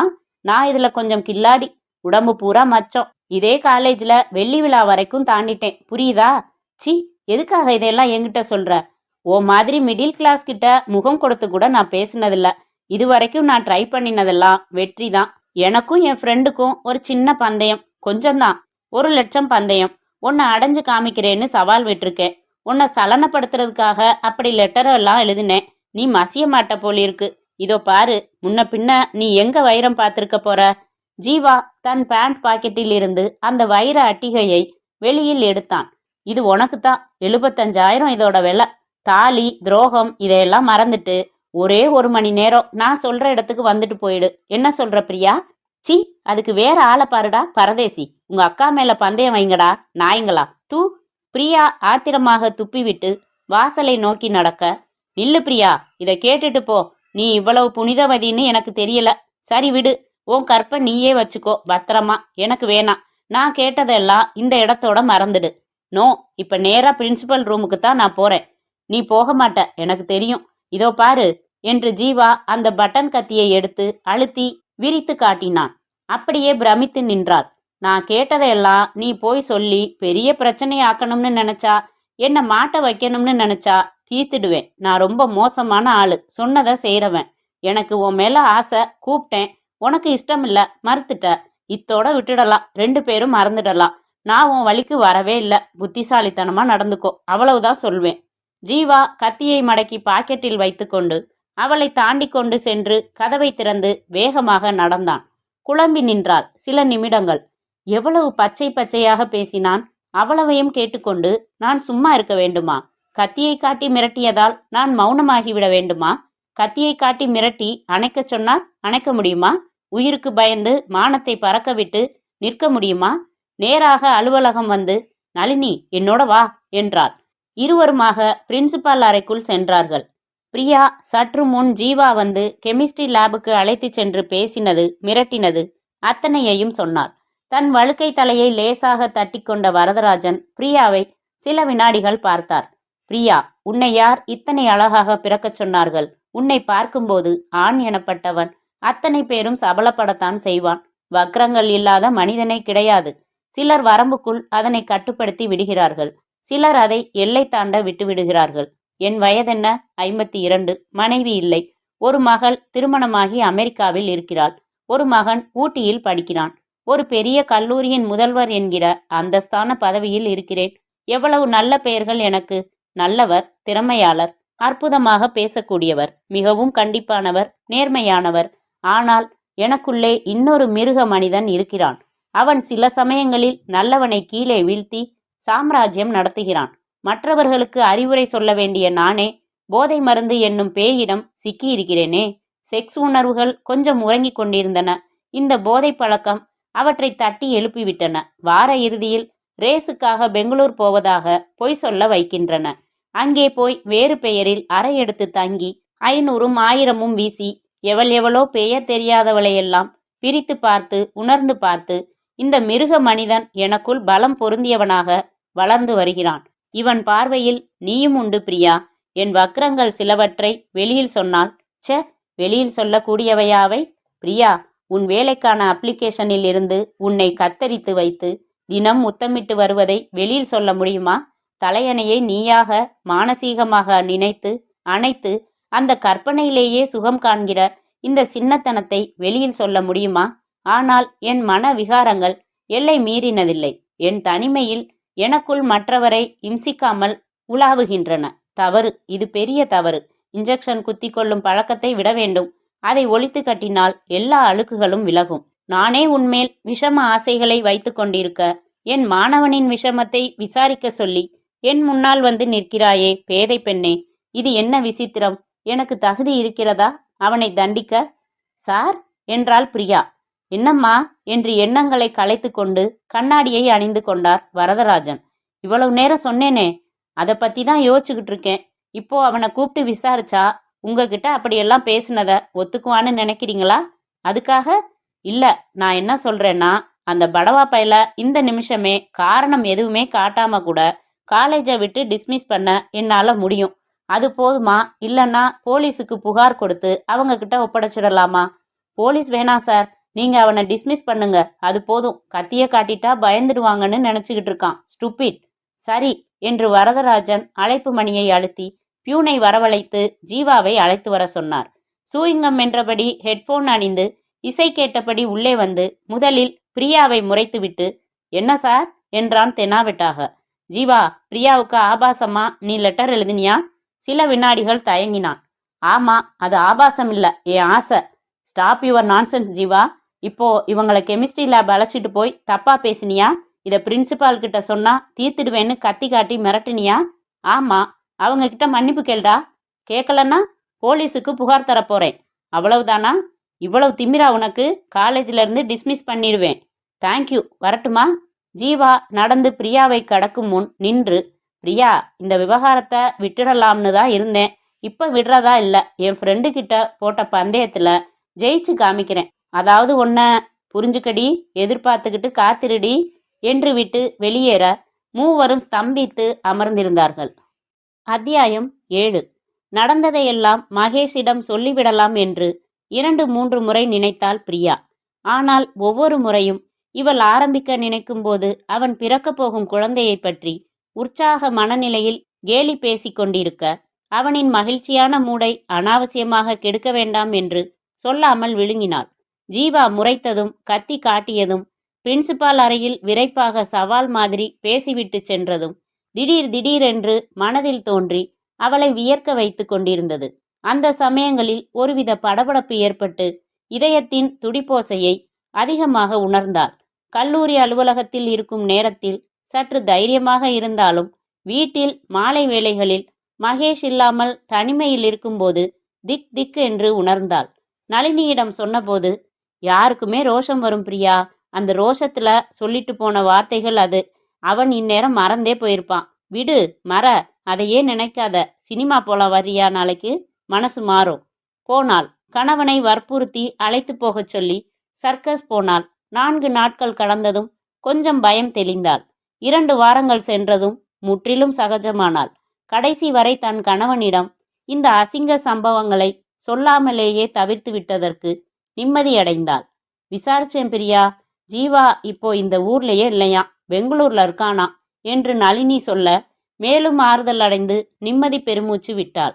அன்று மாலை பிரின்சிபாலின் அறைக்கு சில டைப் செய்த கடிதங்களில் கையெழுத்து வாங்குவதற்காக உள்ளே வந்த பிரியா நின்று கொண்டே இருந்தபோது திடீரென்று அவளால் கட்டுப்படுத்த முடியாத அளவிற்கு மசக்கையின் காரணமாக மயக்கம் வர, சார் சார் என்று குளறி அப்படியே மேஜையில் சரிய இருந்தவளை அவசரமாக எழுந்து தாங்கி பிடித்தார் வரதராஜன்.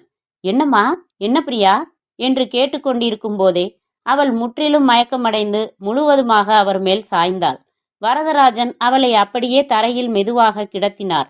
விலகியிருந்த முந்தானையும் முழங்கால் வரை ஏறியிருந்த சேலையும் சாத்தியிருந்த கதவும் அவருக்குள் உறங்கிக் கொண்டிருந்த அந்த மிருக மனிதனை உசுப்பிவிட்டன.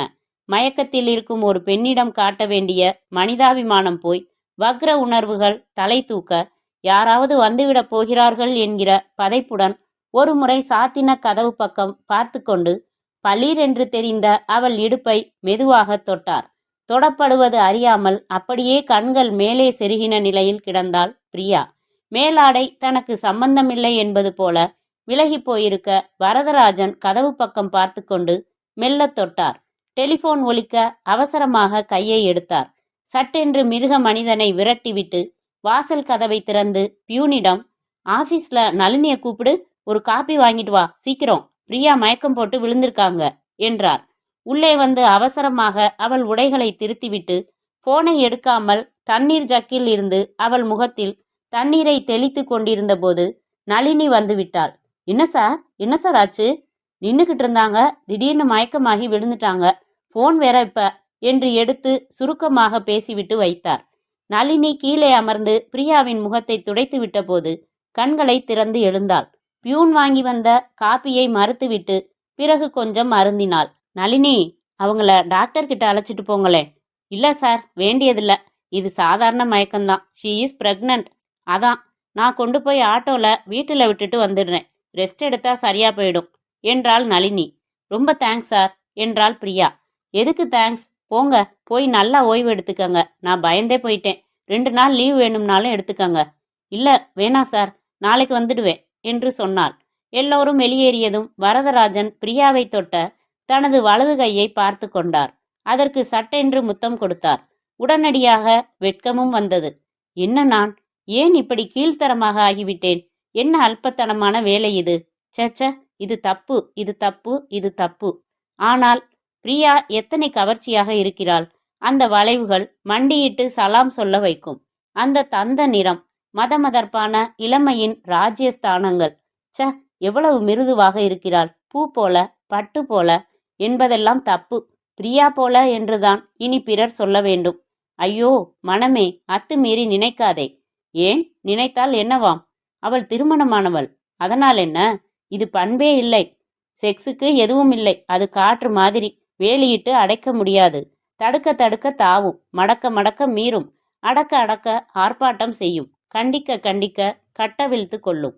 வரதராஜன் அன்றைக்கு ராத்திரி வழக்கத்தை விட சற்று அதிக டோஸ் இன்ஜெக்ட் செய்து கொண்டார். எண்ணங்கள் அவரை கீழே தள்ளி மிதித்துவிட்டு தன் இஷ்டத்திற்கு அலைந்தன. பதவியோ அந்தஸ்தோ இமேஜோ இல்லாமல் ஒரு மூர்க்கத்தனமான வரதராஜன் கட்டிலில் படுத்திருந்தார். இதோ பிரியா, வா, கிட்ட வா, இன்னும் கிட்ட வா. நான் மனிதன், நீ மனுஷி, அவ்வளவுதான். நான் வேட்கையுள்ள ஆண், நீ அதை தணிக்கும் பெண். நான் ஆதாம், நீ ஏவாள். அந்த தவறை செய்தே விடலாம். வா, வந்துவிடு. வரதராஜன் ஜுரம் போல மெல்ல சம்பந்தமில்லாமல் உளரவே ஆரம்பித்தார் சன்னமாக. பிரியா மயங்கியதும் சரிந்ததும் தான் செய்த சில்மிஷமும் பிரியாவை எப்படியாவது ஒரு தடவையாவது அனுபவித்து விடத்தான் வேண்டும். அப்போதுதான் இந்த அவதி நீங்கும். அப்போதுதான் மனம் சமணப்படும். அப்போதுதான் இந்த மிருக மனிதன் இறந்து போவான். அதனால் பிரியாவை எப்படியாவது நட்ட நடு ராத்திரியில் எழுந்து உட்கார்ந்து அந்த போதையான சூழ்நிலையில் தனக்குத்தானே முனகிக்கொண்டு வரதராஜன் எப்படி நிறைவேற்றுவது என்று தீவிரமாக யோசிக்க ஆரம்பித்தார். அத்தியாயம் 8. மறுநாள் காலை தபாலில் பிரின்சிபால் வரதராஜனுக்கு விலாசம் எழுதாத ஒரு கவர் வந்திருந்தது. வழுக்கை தலையா, டிஸ்மிஸ் செய்தாயா என்னை? உன் கல்லூரிக்கு எவ்வளவு பெரிய கெட்ட பெயர் வரப்போகிறது பார். என்னை டிஸ்மிஸ் செய்ய வைத்த அந்த செருக்கி பிரியாவை நான் அனுபவிக்காமல் விடப்போவதில்லை. வருகிற ஞாயிறு உன் கல்லூரியில் கலை விழாவா? அன்றைக்கு பார் என்ன நடக்கப் போகிறதென்று. ஜீவா. கடிதத்தை 3 முறை படித்தார். மடக்கி பாக்கெட்டில் வைத்து கொண்டார். நேற்றிரவு தீர்மானத்திற்கு வர இயலாமல் தத்தளித்த திட்டம் இப்போது வேறு வடிவில் அவர் மனதில் வடிவம் பெற்று கொண்டிருந்தது. மை டியர் முட்டாள் ஜீவா, வா வா, வேறு திட்டம் அமைத்துவிட்டேன். அன்றைக்கு பிரியாவை அனுபவிக்கப் போவது நீ அல்ல, நான். அலுவலக அறையில் டைப் அடித்து கொண்டிருந்த பிரியா நிறுத்தி, நளினி, பையன் பிறந்தா பரத், பொண்ணு பிறந்தா சுசீலான்னு முடிவு செஞ்சிருக்கோம். பேர் நல்லா இருக்கா? எவ்வளவோ பேருக்கு பிடிச்ச பேர் இல்லையா? நல்லா இல்லாம என்ன? அப்புறம் என் வீட்டுக்கு ஒரு பேர் சொல்லேன் என்று உற்சாகமாக பேசிக்கொண்டிருந்தால் கலைவிழா விபரீதங்கள் அறியாமல். அத்தியாயம் 9. வரதராஜன் சனிக்கிழமை காலை பிரியாவை பியூன் மூலம் வரவழைத்தார். எதிர் நாற்காலியில் அமரச் சொன்னார். சற்று நேரம் மௌனமாக தயங்கினார். என்ன சார், சொல்லுங்க. பிரியா, ஜீவா கிட்ட இருந்து உங்களுக்கு அதுக்கு பிறகு எந்த பிரச்சனையும் இல்லையே? இல்ல சார், இந்த ரூம்ல சந்திச்சதுதான். லெட்டர் ஏதாவது அதுக்கப்புறம் வந்துச்சா? எதுவும் வரல சார். எனக்கு அவன் ஃபோன் செஞ்சான். என்ன சொன்னான் சார்? உங்க மேல இன்னும் ஆத்திரமா இருக்கானா? நான் மறுபடி அவனை காலேஜில் சேர்த்துக்கணுமா? நீங்க என்ன சொன்னீங்க? அவங்கிட்ட எதுவும் சொல்லல. பிடிப்பா எதுவும் சொல்லாம வச்சுட்டு அவங்க அப்பாவுக்கு ஃபோன் செஞ்சு விபரம் எல்லாம் பேசினேன். ரொம்ப தங்கமான மனுஷன் போல் இருக்கு. என் பையனுக்காக நான் மன்னிப்பு கேட்டுக்கிறேன்னு சொன்னாரு. நாளைக்கு மத்தியானம் 3 மணிக்கு ஜீவாவையும் அழைச்சிக்கிட்டு என் வீட்டுக்கு வர்றேன்னு சொன்னாரு. நீங்களும் அப்ப இருக்கிறது நல்லது. என் வீடு தெரியுமில்ல, பக்கத்துல தான், அடுத்த தெரு தான். ரயில்வே லைனை ஒட்டின வீடு. தெரியும் சார், ஒரு தடவை வந்திருக்கேன். ரைட்டு, அப்போ நாளைக்கு ஞாயிற்றுக்கிழமையா இருக்கிறதால சௌகரியமா போச்சு. பேசி இந்த விவகாரத்துக்கு ஒரு முடிவு செஞ்சிடுறது நல்லது. பகையை வளர்த்துக்கிறது நல்லது இல்ல. என்ன சொல்றீங்க? நீங்க சொல்றது சரிதான் சார். அவசியம் வர்றேன். மத்தியானம் 3 மணிக்கு தானே? ஆமா, காலேஜில் கலைவிழா சாயங்காலம் 6 மணிக்கு இருக்கு. நீங்க என் வீட்டுக்கு வந்துட்டு பேசிட்டு அப்படியே கலைவிழாவுக்கு வந்துடலாம். சரி சார். அப்புறம் இந்த விவகாரம் உங்க கணவருக்கு தெரியுமா? இல்ல, தெரியாது சார். சரி, அப்போ நாளைக்கு பேச போறதும் தெரிய வேணாமே. என்ன நான் சொல்றது? கலைவிழா சம்பந்தமா கொஞ்சம் முன்கூட்டியே போய் சில ஏற்பாடுகள் செய்ய வேண்டியிருக்குன்னு சொல்லிட்டு புறப்பட்டு வர்றேன். அப்புறம் ஜீவாவும் அவன் அப்பாவும் வர்றதும் உங்களை வச்சுக்கிட்டு சமாதானமா மத்தியாசம் பேச போறதும் வேற யாருக்குமே கூட தெரிய வேணாம். இஷ்டத்துக்கு கதை கட்டுவாங்க. நமக்குள்ள இருக்கட்டும். நளினி கூட சரியான லவுட் ஸ்பீக்கர் தான். எந்த விஷயத்தையும் மனசுல வச்சுக்காம எல்லார்கிட்டையும் சொல்லிடுறாங்க. அதனால அவங்க கிட்ட கூட சொல்ல வேணாம். சரி சார், சொல்லல. Very good. நான் ஜீவாவோட அப்பாவுக்கு மறுபடி ஃபோன் செஞ்சு நீங்க வரீங்கிறத சொல்லிடுறேன். அவர் குறிப்பா நீங்க இருக்கணும்னு 3-4 தடவை சொல்லிட்டாரு. ஜீவாவை விட்டே உங்ககிட்ட மன்னிப்பு கேட்க சொல்றேன்னாரு. Such a nice man. அவருக்கு இப்படி ஒரு தருதலை பிள்ளை. இந்த அளவுக்கு அப்பா சொல்லுக்கு கட்டுப்படுறாரே, அதை பாராட்டணும். எப்படியோ தொல்லை இல்லாம இருந்தா சரிதான் என்று விட்டு எழுந்து கொண்டாள் பிரியா. அவள் கதவை திறந்து கொண்டு வெளியேறினதும் வரதராஜன் மேஜையின் டிராயரை இழுத்தார். இதுவரை ஜீவா பிரியாவுக்கு தன் கையெழுத்திடாமல் எழுதி அனுப்பின 4 கடிதங்களையும் தனக்கு வந்த கடிதத்தையும் எடுத்து ஜிப் வைத்த கைப்பைக்குள் வைத்து கொண்டார். ரிசீவர் எடுத்து அந்த ஏரியா போலீஸ் ஸ்டேஷனின் எண்களை சுழற்றினார். ஹலோ, இன்ஸ்பெக்டர் மருதுசெல்வன் இருக்காரா? மருதுசெல்வன் பேசுகிறேன்.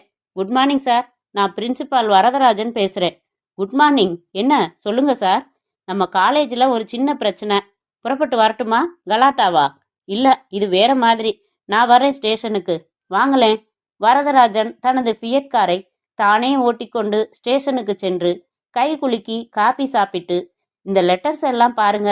மருதுசெல்வன் பார்த்து முடித்ததும், பிரியாங்கிறது யாரு? எங்க காலேஜ் ஆஃபீஸ் டைப்பிஸ்ட்டு. கல்யாணமான பொண்ணு. ரொம்ப அழகா இருப்பா. ஆனா ரொம்ப அடக்கம். ரொம்ப ரொம்ப நல்ல பொண்ணு. சரி, ஜீவா யாரு? அது ஒரு தருதலை. பெரிய இடத்து பிள்ளை. ஜீவா ஸ்பின்னிங் மில் முதலாளியோட ஒரே பையன். தினம் ஒரு சட்டை போடுவான். மாசா மாசம் கார் மாத்துவான். உடம்பு பூரா திமிரு. பொம்பளைங்களை வம்பு பண்ணுறதுக்காகவே காலேஜில் சேர்ந்தான்.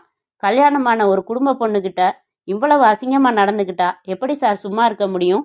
லெட்டர் எழுதினதோடவும் இல்லாமல் பிரியாவை தனிமையில் சந்தித்து வைர அட்டிகை காட்டி விலை பேசியிருக்கான். பிரின்சிபால் கிட்ட சொன்னால் தீர்த்துடுவேன்னு கத்தி காமிச்சு மிரட்டியிருக்கான். என்ன ஆனாலும் ஆகட்டும்னு அவனை டிஸ்மிஸ் செஞ்சேன் என்று விவரமாய் விவரித்தார். Very good. அதுக்கப்புறம் கொஞ்ச நாளைக்கு அமைதி. இப்போ திடீர்னு எனக்கு இந்த தபால் வந்திருக்கு. ரொம்ப சாமர்த்தியமான பையனா தெரியுது. இந்த பொண்ணுக்கு எழுதியிருக்கிற லெட்டர்ஸ் எதுலையும் கையெழுத்து போடலை. உங்களுக்கு அனுப்பியிருக்கிறத டைப் செஞ்சு அனுப்பியிருக்கான். இப்போ கூப்பிட்டு கேட்டா நான் அனுப்பவே இல்லைன்னு சொல்லுவான். நிச்சயம் சொல்லுவான். சொல்லக்கூடியவன் தான்.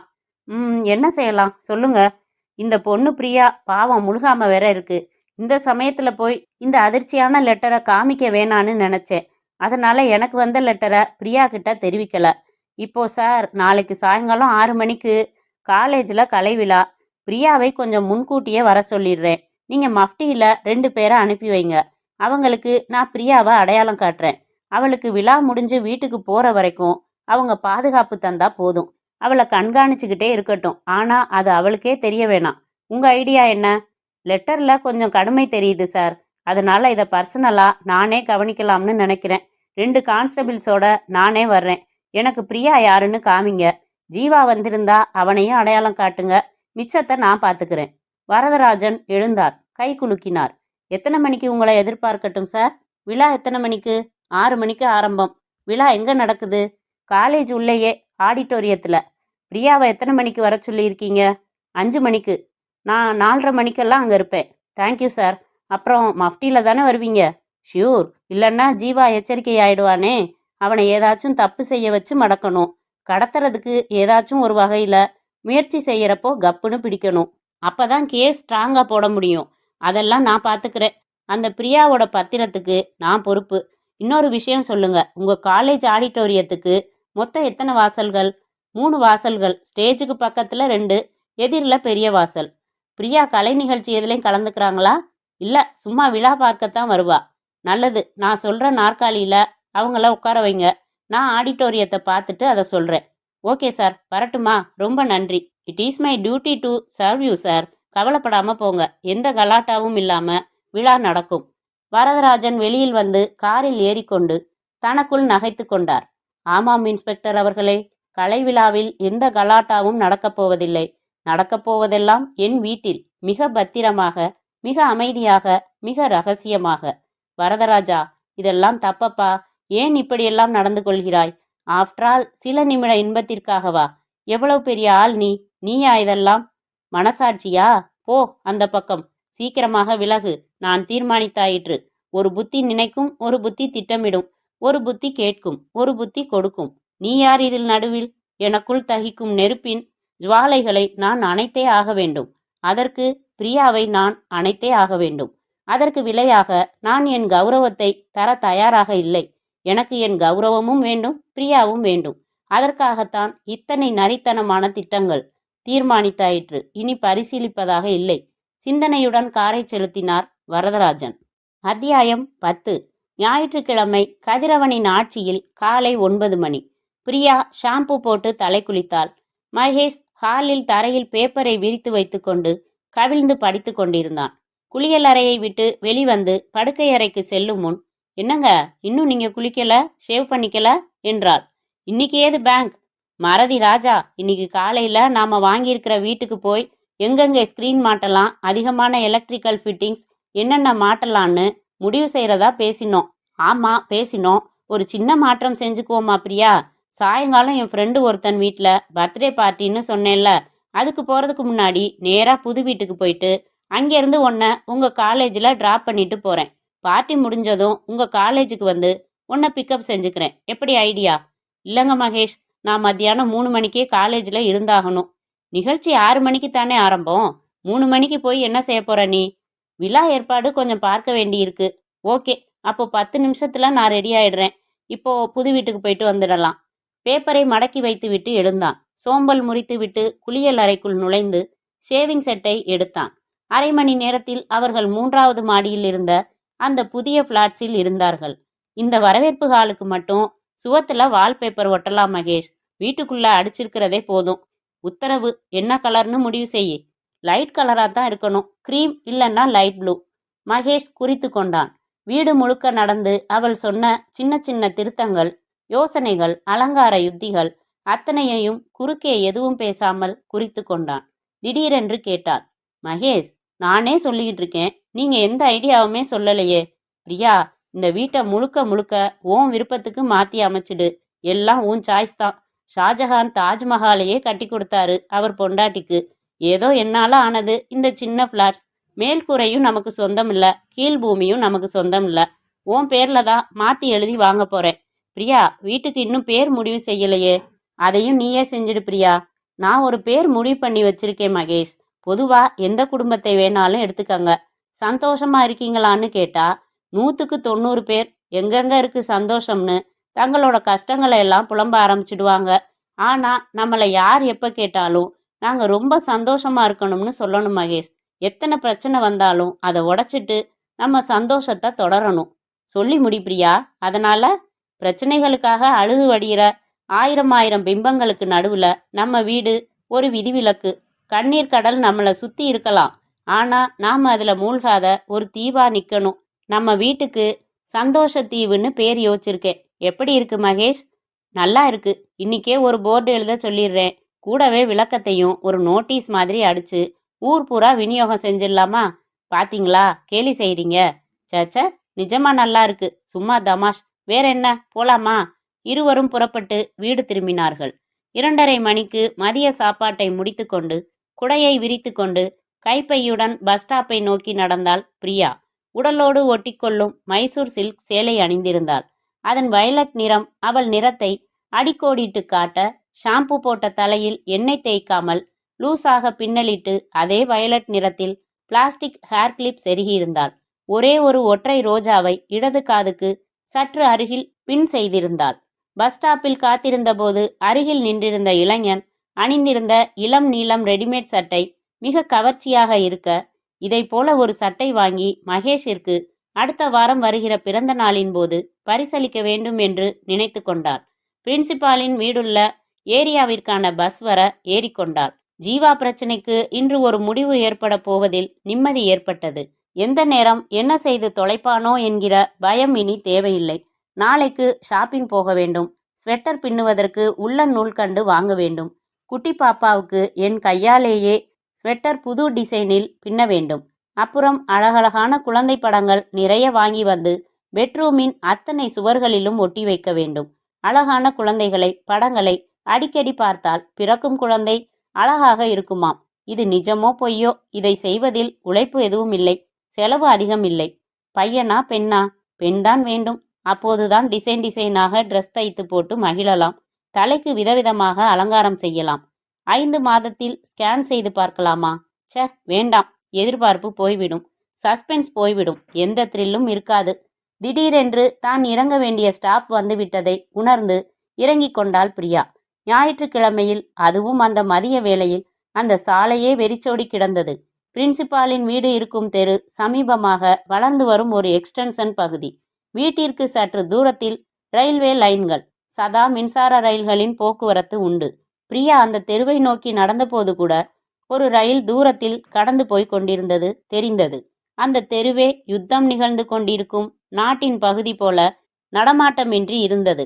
மக்கள் மதிய தூக்கத்தில் இருக்க ஒரே ஒரு சைக்கிள் தேவையே இல்லாமல் மணியடித்து கொண்டு வந்தது. இவளை பார்த்ததும் வேகம் குறைந்தது. கடந்து செல்லும் வரை உற்று பார்த்து விட்டு போனான் அவன். பிரியா முதல்வர் வரதராஜின் அந்த தனி வீட்டை அடைந்து தனது வாட்சை பார்த்து கொண்டே முன்கேட்டை திறந்தாள். மணி 3:10. வாசலில் முதல்வரின் கார் மட்டுமே நின்றது. வேறு கார் இல்லை. இளைஞன் ஜீவாவும் அவன் அப்பாவும் இன்னும் வரவில்லை போலிருக்கிறது. அந்த வீடு நவீன அமைப்பில் இருந்தது. மாடியில் ஆண்டனா, கீழே ஒரு அறையின் பிரசவ வயிறாய் துருத்தி கொண்டு ஏர் கண்டிஷனர், ஜன்னலின் அலுமினிய கதவுகளில் கருப்பு கூலிங் கிளாஸஸ். பிரியா அழைப்பு மணியை அழுத்த உள்ளே குருவி கத்தியது. கமிங் என்று வந்து கதவை திறந்து, வாமா பிரியா, உள்ளவா என்ற வரதராஜன் தெருவில் யாராவது நடக்கிறார்களா, இவள் உள்ளே வருவதை கவனிக்கிறார்களா என்று ஒரு பார்வை பார்த்துவிட்டு கதவை சாத்தினார். உட்கார்மா, போன் செஞ்சுட்டேன், புறப்பட்டு வந்துகிட்டே இருக்காங்களாம். வரதராஜன் கட்டம் கட்டமாய் போட்டிருந்த ஒரு லுங்கியும் மெல்லிசான ஒரு ஜிப்பாவும் அணிந்திருந்தார். பிரியா வாசலுக்கு அருகில் இருந்த ஒரு ஒற்றை நபர் அமரும் சோஃபாவுக்கு அடியில் தனது ஹீல் செருப்புகளை கழற்றி போட்டுவிட்டு அவர் காட்டிய ஃபேனுக்கு அடியில் இருந்த மற்றொரு சோஃபாவில் அமர்ந்தாள். இதோ வந்துட்டேன் என்று அருகில் இருந்த தனது அறைக்குள் சென்றார் வரதராஜன். அந்த அறையில் 2 ஜன்னல்கள். முதல் காரியமாக 2 ஜன்னல்களின் கதவுகளையும் ஓசையில்லாமல் மூடினார். அலமாரியை அடைந்து திறந்தார். 60 வினாடிகளில் வரதராஜனின் கையில் மிக ஹெவி டோஸ் ஏற்றப்பட்ட ஊசி பொருத்தப்பட்ட சிரிஞ்ச் வைத்திருந்தார். அறையின் ஏர் கண்டிஷனரின் சுவிட்சை போட்டார். 2 கைகளையும் பின்பக்கமாக வைத்துக்கொண்டு அறையின் வாசலருகில் வந்து நின்று, பிரியா, ஒரு நிமிஷம் இங்கே வாமா என்றார். எந்தவித சந்தேகமோ தயக்கமோ இல்லாமல் இயல்பாக எழுந்து அறைக்கு உள்ளே அவள் வந்த வினாடியில் வரதராஜனின் ஒரு கால் கதவை உதைத்து சாத்தியது. ஒரு கை அவளது வலது கையை பற்றி சட்டென்று முறுக்கியது. மற்றொரு கையில் இருந்த சிரிஞ்ச் அவள் புஜத்தில் ஜாக்கெட்டில் வலி ஏற்படுத்தி கொண்டு உள்ளே இரத்தத்தில் அந்த மருந்தை கலந்தது. சார், என்ன என்ன இது? பதறின பிரியாவை பார்த்து சிரித்தார். வைட்டமின் கே, அதாவது காதல், அதாவது காமம். இப்படி உட்காரு, விரிவா சொல்றேன் என்றார். பிரியாவுக்குள் குப்பென்று ஒரு அனல் அலை நடமாடியது. தனக்கு நேரெதிரே நிற்கும் வரதராஜன் தொலைதூரத்திலிருந்து பேசுவது போல் இருந்தது. திடீரென்று தனது நரம்புகளுக்குள் ஒரு டென்ஷன் ஏறி ஜிவ்வென்று இருப்பது போல் இருந்தது. பார்வையில் அந்த அறை லேசாக அசைந்தது. சிரிக்கின்ற வரதராஜன் அசைந்தார். அதற்கு மேல் தன்னால் நிற்க முடியாது போல உணர்ந்தாள். கட்டிலிலோ தரையிலோ அமர வேண்டும் போல் இருந்தது. ஒரு அடி எடுத்து வைக்க கால்கள் பின்னின. அப்படியே தடுமாறி அந்த விசாலமான இரட்டை கட்டிலில் விழுந்தாள் பிரியா. இப்போது அறை முழு வேகத்தில் சுழன்றது. இமைகளை திறக்க முடியவில்லை.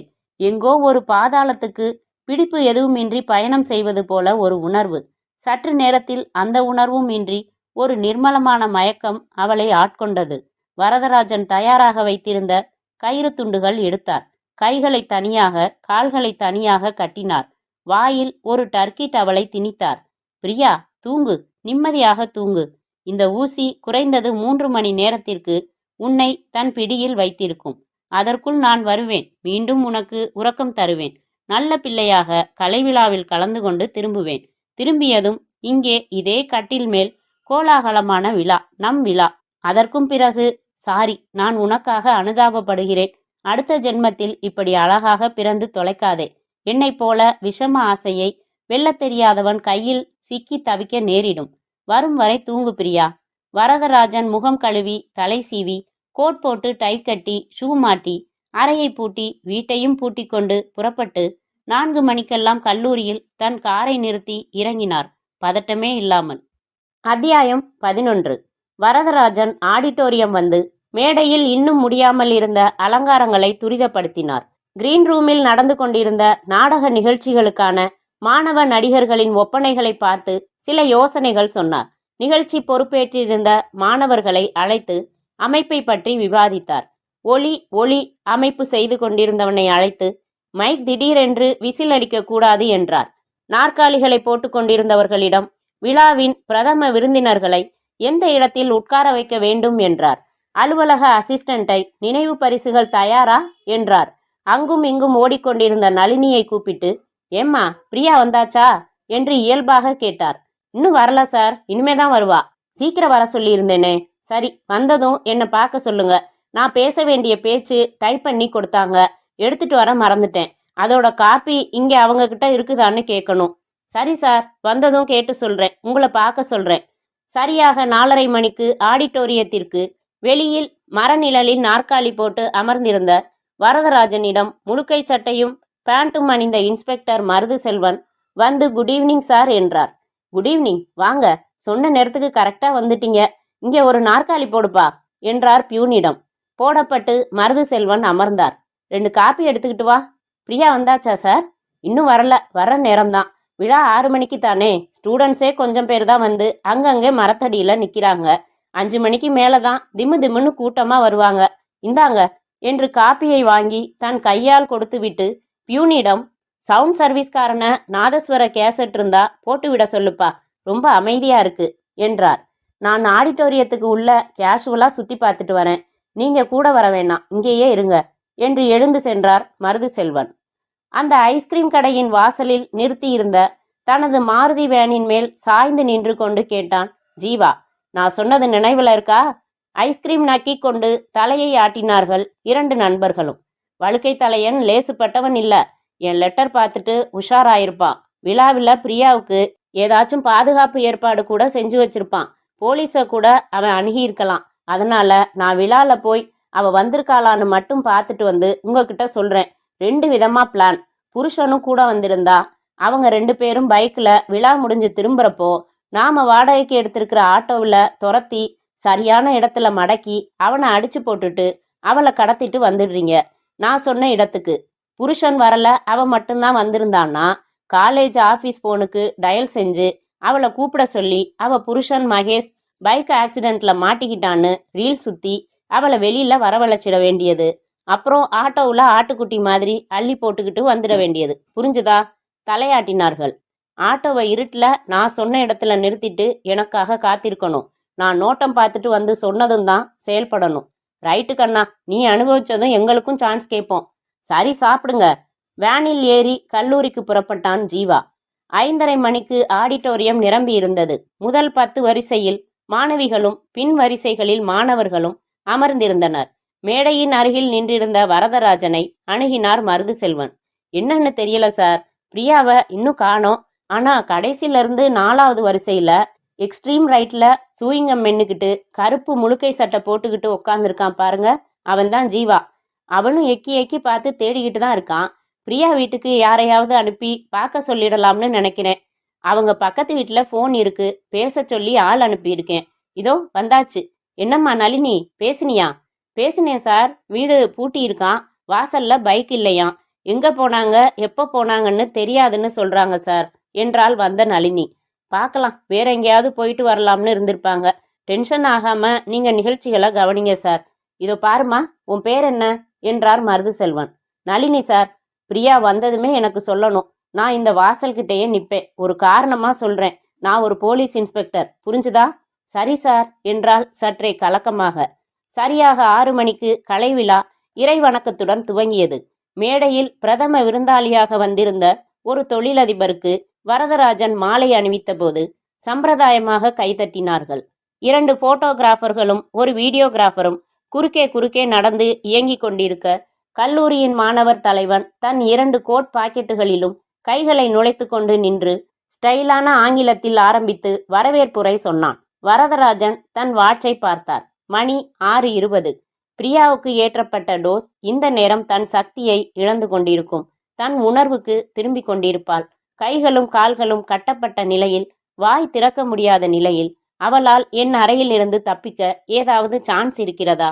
தொழிலதிபர் லேசாக வரதராஜன் பக்கம் சாய்ந்து, யூனிவர்சிட்டி ரேங்க் ஹோல்டர்ஸை உங்க காலேஜ் தந்திருக்குதா சார் என்றார். சான்ஸே இல்லை என்றார் வரதராஜன். என்னது, ஏன் அப்படி சொல்றீங்க? சிந்தனை கலைந்து, சாரி, வேற நினைவு. இதுவரைக்கும் 8 தடவை யூனிவர்சிட்டி ஃபர்ஸ்ட் ஸ்டூடெண்ட்ஸை நாங்கள் தந்திருக்கோம் என்றார். என்ன செய்து கொண்டிருப்பாள் பிரியா இப்போது? வீதியில் இருந்தாள் பிரியா. கைகளை கால்களை அசைக்க முற்பட்டாள். கயிறு அழுத்தி கொண்டிருக்கும் இடங்களில் எல்லாம் வலி வலி. ஒரே திகிலாய் பிரமிப்பாய் இருந்தது. உள்ளே உலா வரும் கேள்விகள் பதில்கள் இல்லாமல் திரிந்தன. பிரின்சிபால் ஏன் இப்படி செய்தார்? எனக்கு செலுத்தப்பட்ட ஊசி மருந்து என்ன? எதற்கானது? காதல் காமம் என்று ஏதோ பினாத்தினாரே. இப்போது நேரம் என்ன? கையில் வாட்ச் இருக்கிறது. ஆனால் கைகள் பின்பக்கம் வைத்து கட்டப்பட்டிருப்பதில் தோள்பட்டையில் வேறு வலி. பிரின்சிபாலின் நோக்கம் என்ன? யாரிடமும் சொல்லாமல் வரச் சொல்லி இப்படி என்னை கட்டி போட்டு, எங்கே அவர்? எவ்வளவு நேரமாயிற்று நான் இங்கே வந்து? இந்த அறை இருட்டாயிருக்கிறது. நிச்சயமாக 7 மணிக்கு மேல்தான். மகேஷ் விழாவுக்கு வந்து என்னை தேடுவாரே. இது என்ன விபரீதம்? ஏன் ஏன்? சிந்தனை அயற்சி தந்தது, திகில் தந்தது. எதுவும் புரியாமல், எதுவும் முடியாமல் அப்படியே கிடந்தாள். 8 மணிக்கு ஜீவா எழுந்து ஆடிட்டோரியத்தை விட்டு வெளியே வந்தான். 5 நிமிடத்திற்கு ஒரு முறை ஜீவாவை கண்காணித்து கொண்டே இருந்த இன்ஸ்பெக்டர் மருதுசெல்வனும் வெளியில் வந்தார். தனது மாருதி வேனை அவன் எடுக்க தனது பைக்கில் அமர்ந்து இவர் ஸ்டார்ட் செய்தார். ஜீவா அந்த சாலையில் திரும்பி ஒரு ஆட்டோவின் அருகில் காத்திருந்த நண்பர்களிடம் வந்து நிறுத்தினான். டேய், அவளுக்கு வழுக்கை தலையன் பிரமாதமா பாதுகாப்பு செஞ்சிட்டான். விழாவுக்கு அவ வரவே இல்லை. இந்த பயத்தோடவே இருக்கட்டும். வேற ஒரு சந்தர்ப்பத்துல வச்சுக்கலாம். நான் போறேன். நீங்க ஆட்டோவை ரிட்டர்ன் பண்ணிட்டு போயிடுங்க. ஜீவா சொல்லிவிட்டு புறப்பட்டான். ஆட்டோ வேறு திசையில் புறப்பட்டது. தூரத்தில் நிறுத்தியிருந்த இன்ஸ்பெக்டருக்கு இப்போது மாருதி வேனை ஃபாலோ செய்வதா இல்லை அவன் நிறுத்தி பேசிவிட்டு போன ஆட்டோவை ஃபாலோ செய்வதா என்று லேசான தடுமாற்றம் ஏற்பட்டது. ஆட்டோவில் 2 பேர்கள்தான். ஒருவன் ஓட்டுநர் இருக்கையில், ஒருவன் பின் சீட்டில். சந்தேகப்படும்படியாக பெண் யாரும் இல்லை. மருது செல்வன் உடனே தீர்மானித்து வேனை தொடர்ந்தார்.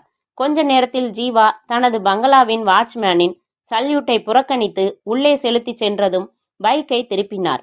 அருகாமை கடையில் தொலைபேசி அனுமதி பெற்று நளினியிடம் குறித்து வாங்கின பிரியாவின் பக்கத்து வீட்டு எண்ணை முயன்றார். ஹலோ, உங்க பக்கத்து வீட்டில் பிரியாவோ அவங்க புருஷன் மிஸ்டர் மகேஷோ இருந்தா பேச சொல்லுங்களேன். 1 நிமிஷம் என்று இடைவெளி விட்டு, வீடு பூட்டி இருக்கு சார், 2 பேருமே வெளியில போயிருக்காங்க போலிருக்கு, எங்கன்னு தெரியாது. வைத்துவிட்டு மீண்டும் ஆடிட்டோரியம் வந்தபோது விழாவின் கலை நிகழ்ச்சிகள் முடிந்து நன்றி நவின்று கொண்டிருக்க கூட்டம் கூட்டமாய் மாணவ மாணவியர் வெளியே வந்து கொண்டிருந்தார்கள். மருது செல்வன் நேராய் நளினியிடம் போய், வரவே இல்லையா பிரியா என்றார். வரல சார். விழா முடிவடைந்து பிரதம விருந்தாளியை அவரின் கார் வரைக்கும் சென்று வழி அனுப்பிவிட்டு திரும்பினார் வரதராஜன். என்ன சார் ஆச்சு? பாதியில ஜீவா எழுந்து போனதையும் நீங்களும் பின்னாடியே எழுந்து போனதையும் பார்த்தேன், மருது செல்வன் சொன்னார். வரதராஜன் யோசித்து கேட்டார். ஒருவேளை விழாவுக்கு வர்ற ப்ரோக்ராமை ரத்து செஞ்சுட்டு 2 பேரும் ஏதாச்சும் சினிமாவுக்கு போயிருக்கலாமோ? இருக்கலாம். பிரியாவை ஆடிட்டோரியத்தில் எதிர்பார்த்து ஜீவா வந்திருந்தான். அவன் முகத்திலேயே டென்ஷன் இருந்துச்சு. வாசல் பக்கம் திரும்பி திரும்பி வர்றாளான்னு பார்த்துக்கிட்டே இருந்தான். வெறுத்து போய் புறப்பட்டுட்டான். அவன் ஆட்டோவில் 2 பேரை எதுக்கோ ஏற்பாடு செஞ்சு வச்சிருந்துருக்கணும். அதை கேன்சல் செஞ்சுட்டு வீட்டுக்கு போயிட்டான். எல்லாம் யூகம்தான். பிரியா வீட்டுக்கு திரும்பியாச்சுன்னு தெரிஞ்சாதான் நிம்மதியாகும். விழா முடிஞ்சு போச்சு. நேரமும் 9க்கு மேலே ஆச்சு. இனிமே இங்கே வர வாய்ப்பே இல்லை. நான் நேராக பிரியா வீட்டுக்கு போகிறேன். வெளியில் போயிருக்கிற புருஷனோ பொண்டாட்டியோ திரும்பி வர்ற வரைக்கும் காத்திருக்கேன். அவங்க வந்ததும் பேசிட்டு புறப்படுறேன் என்று புறப்பட்டார் மருது செல்வன். நல்லது சார் என்று கைகூப்பி தன் காருக்கு நடந்தார் வரதராஜன். அத்தியாயம் 12. வரதராஜன் தன் வீட்டிற்கு வந்து சேர்ந்தபோது மணி 9:30. நிதானமாக வாசல் கதவை திறந்து வீட்டுக்குள் வந்தார். தனது படுக்கை அறைக்கு வந்து கதவை சாத்தி கொண்டு விளக்கை போட்டு கட்டிலில் பார்த்தார். அயர்ச்சியால் கண்களை மூடியிருந்த பிரியா சட்டென்று திறந்து அவரை ஏன் என்ற கேள்வி தாங்கின பரிதாப பார்வை பார்த்தாள். வரேன் பிரியா, கொஞ்ச நேரம் பொறு. அவள் இருப்பதை பற்றியெல்லாம் கவலையே இல்லாமல் படு நிதானமாக கோட் சூட் டை என்று எல்லாம் கலற்றிவிட்டு நின்றார். மேஜை மேல் இருந்த ஹீட்டர் மேல் பாத்திரத்தில் நீர் வைத்து கொதிக்க விட்டு சிரிஞ்சையும் ஊசியையும் ஸ்டெரிலைஸ் செய்ய முற்பட அவர் என்ன செய்கிறார், என்ன செய்ய போகிறார் என்று எதுவும் விளங்கவில்லை என்றாலும் நடக்கப்போவது தனக்கு பாதிப்பான ஏதோ ஒரு விபரீதம் என்பது மட்டும் தெளிவாக புரிந்த பிரியா முக்கினாள், முனகினாள். வரதராஜன் நிதானமாக கையில் ஊசியுடன் வந்து அவள் அருகில் அமர்ந்து, பிரியா பயப்படாத, ஒண்ணுமில்ல, கொஞ்ச நேரம்தான், உனக்கு தெரிஞ்ச விஷயம்தான். நான் ரொம்ப மோசமாயிட்டேன். இன்னும் மோசமாக கூடாதுன்னா எனக்கு வேற வழி இல்லை. உன்னை அடைஞ்சிட்டா தாகம் குறைஞ்சிடும். நான் சரியாயிடுவேன். நீ இயல்பா ஒத்துழைக்க மாட்ட. அதனால இன்னொரு ஊசி போட்டுக்கோ, நல்லா இருக்கும். கதகதப்பா இருக்கும், மிதக்கிற மாதிரி இருக்கும். நமக்கு இந்த உலகம் வேணாம், வேற உலகம் போயிடலாம் என்றார். அவள் கண்களில் பயம் காட்டினாள். தவித்தாள், புரண்டாள். அவளை அழுத்தி பிடித்து ஊசியை ஏற்றிவிட்டு பிறகு தனக்கு ஒரு ஊசி போட்டுக்கொள்ள நினைத்து பிறகு வேண்டாம் என்று தீர்மானித்தார். பிரியா மீண்டும் மயக்க போதையில் தெளிந்தும் தெளியாமலும் உணர்ந்தும் உணராமலும் ஒரு அர்த்தமற்ற நிலையில் விழுந்தாள். வரதராஜன் அவள் வாயிலிருந்து டர்க்கி டவலை உருவினார். அவள் கத்த வேண்டும் என்று முயற்சித்தாள். காற்றுதான் வெளிப்பட்டது. கட்டுக்களை பிரித்தார். கையால் அவரை அறைய வேண்டும் போல் இருந்தது. ஆனால் கையின் இயக்கத்திற்கு சிரமமாய் இருந்தது. அவரை பிடித்து தள்ளுவதாக வேறு எங்கோ காற்றை பிடித்து தள்ளினாள். பிரியா, இந்த போதை நிலையிலையும் எதிர்க்கணும்னு தோணுதே உனக்கு? எவ்வளவு பத்தினி நீ! இதுவரைக்கும் காசுக்கு வந்தவங்களைத்தான் தொட்டிருக்கேன். இப்பதான் முதல் தடவையா குடும்ப பொண்ண என் வாழ்க்கையோட லட்சிய கனவை தொடப்போறேன். பிரியா எதிர்க்க வேண்டும், மறுக்க வேண்டும், விலக வேண்டும், தடுக்க வேண்டும் என்று மனதளவில் உணர்ந்தாலும் உடல் மிக பலவீனமாக ஒத்துழைக்க மறுக்க. அப்புறம் மகேஷ் தனது பைக்கில் காலேஜுக்கு வந்தபோதே சந்தேகத்தோடு தான் வந்தான். அவன் எதிர்பார்த்தது போலவே விழா முடிந்து விட்டதை அறிந்து பைக்கை திருப்பினான். எனக்காக காத்திருந்து பார்த்துவிட்டு பஸ் பிடித்து வீட்டுக்கு போயிருப்பாள். கோபமாய் இருப்பாள். சமாதானப்படுத்த வேண்டும். பார்ட்டியில் லேட்டாகிவிட்டதை விளக்க வேண்டும். தன் வீட்டின் முன் வண்டியை நிறுத்தின போது மற்றொரு பைக் நிற்பதையும் அருகில் யாரோ சிகரெட் பிடித்து கொண்டு நிற்பதையும் கவனித்து, யார் சார், என்ன வேணும் உங்களுக்கு? நீங்க தானே மிஸ்டர் மகேஷ்? நான் இன்ஸ்பெக்டர் மருது செல்வன். உங்க மனைவி எங்க? வீட்ல தான் என்று ஆரம்பித்து அப்போதுதான் கதவில் பூட்டு தொங்குவதை கவனித்தான். She is working in. அதெல்லாம் தெரியும் சார். இப்ப அவங்க எங்க? நீங்க 2 பேருமா சேர்ந்து வெளியில போகலையா? இல்லையே, இன்னைக்கு அவங்க காலேஜில் கலை விழா. அதுக்கு ஏற்பாடெல்லாம் செய்யணும்னு மத்தியானம் 3 மணிக்கே புறப்பட்டு போனா. நான் ஒரு ஃப்ரெண்டு வீட்டில் பார்ட்டியில் கலந்துக்கிட்டு பிக்கப் பண்ணிக்கிறதுக்காக காலேஜ் போனேன். விழா முடிஞ்சிடுச்சு. சரி, பஸ் பிடிச்சு வீட்டுக்கு வந்திருப்பான்னு இங்கே வந்துட்டேன். நீங்கள் எதுக்காக விசாரிக்கிறீங்க சார் என்றான் மகேஷ் லேசான பதட்டத்துடன். பைக்கை நிறுத்திட்டு வீட்டை தரங்க, உள்ளே போய் பேசலாம். உங்கள் மனைவி காலேஜ் விழாவுக்கே வரல. ஏதோ குழப்பம். கொஞ்சம் விரிவா சில விவரங்கள் வேணும். வாங்க, பதறாம வாங்க, ஒண்ணுமில்ல. மகேஷிற்கு ஏதோ விபரீதம் என்பது புரிய படபடப்புடன் வீட்டை திறந்தான். அத்தியாயம் 13. வெற்றி புன்னகை உதடுகளில் தவள வரதராஜன் ஈசி சேரில் அமர்ந்து கொண்டு சிகரெட்டை பற்ற வைத்துக் கொண்டார். தனக்கு நேர்ந்த கொடுமையை இன்னும் முழு அளவில் உணர்ந்து கொள்ள இயலாத நிலையில் இமைகள் மூடியிருக்க வேதனை முகத்துடன் கட்டிலில் கசக்கி எரியப்பட்ட ஒரு காகித குப்பை போல் உடை கலைந்து கிடந்த பிரியாவை பார்த்தார். சாரி பிரியா, என்னை நான் ஜெயிப்பதற்காக உன்னை நான் தோற்கடிக்க வேண்டியதாய் போயிற்று. கையின் விரல்கள் மூடியிருக்கும் வரை உள்ளே இருப்பது என்ன என்று அறிந்து கொள்ள ஏற்படும் துடிப்பு அதிகரித்து கொண்டேதான் இருக்கும். விரல்கள் திறக்கப்பட்டதும் அந்த துடிப்பு உடனடியாக வடிந்துவிடும். அதுபோல என் மூச்சுக்காற்று முழுக்க பிரியா பிரியா பிரியா என்று நீ கலந்து சுவாசிக்கப்பட்டாய். கனவுகள் இல்லாத இரவுகளே இல்லை. நீ இல்லாத கனவுகளும் இல்லை. உன்னை பார்த்த போதெல்லாம் என் தீ நெய் ஊற்றிக் கொண்டது. அதை அணைத்தாக வேண்டியிருந்தது. உன்னை அணைத்தாயிற்று. இதோ அந்த தீயும் அணைந்தாயிற்று.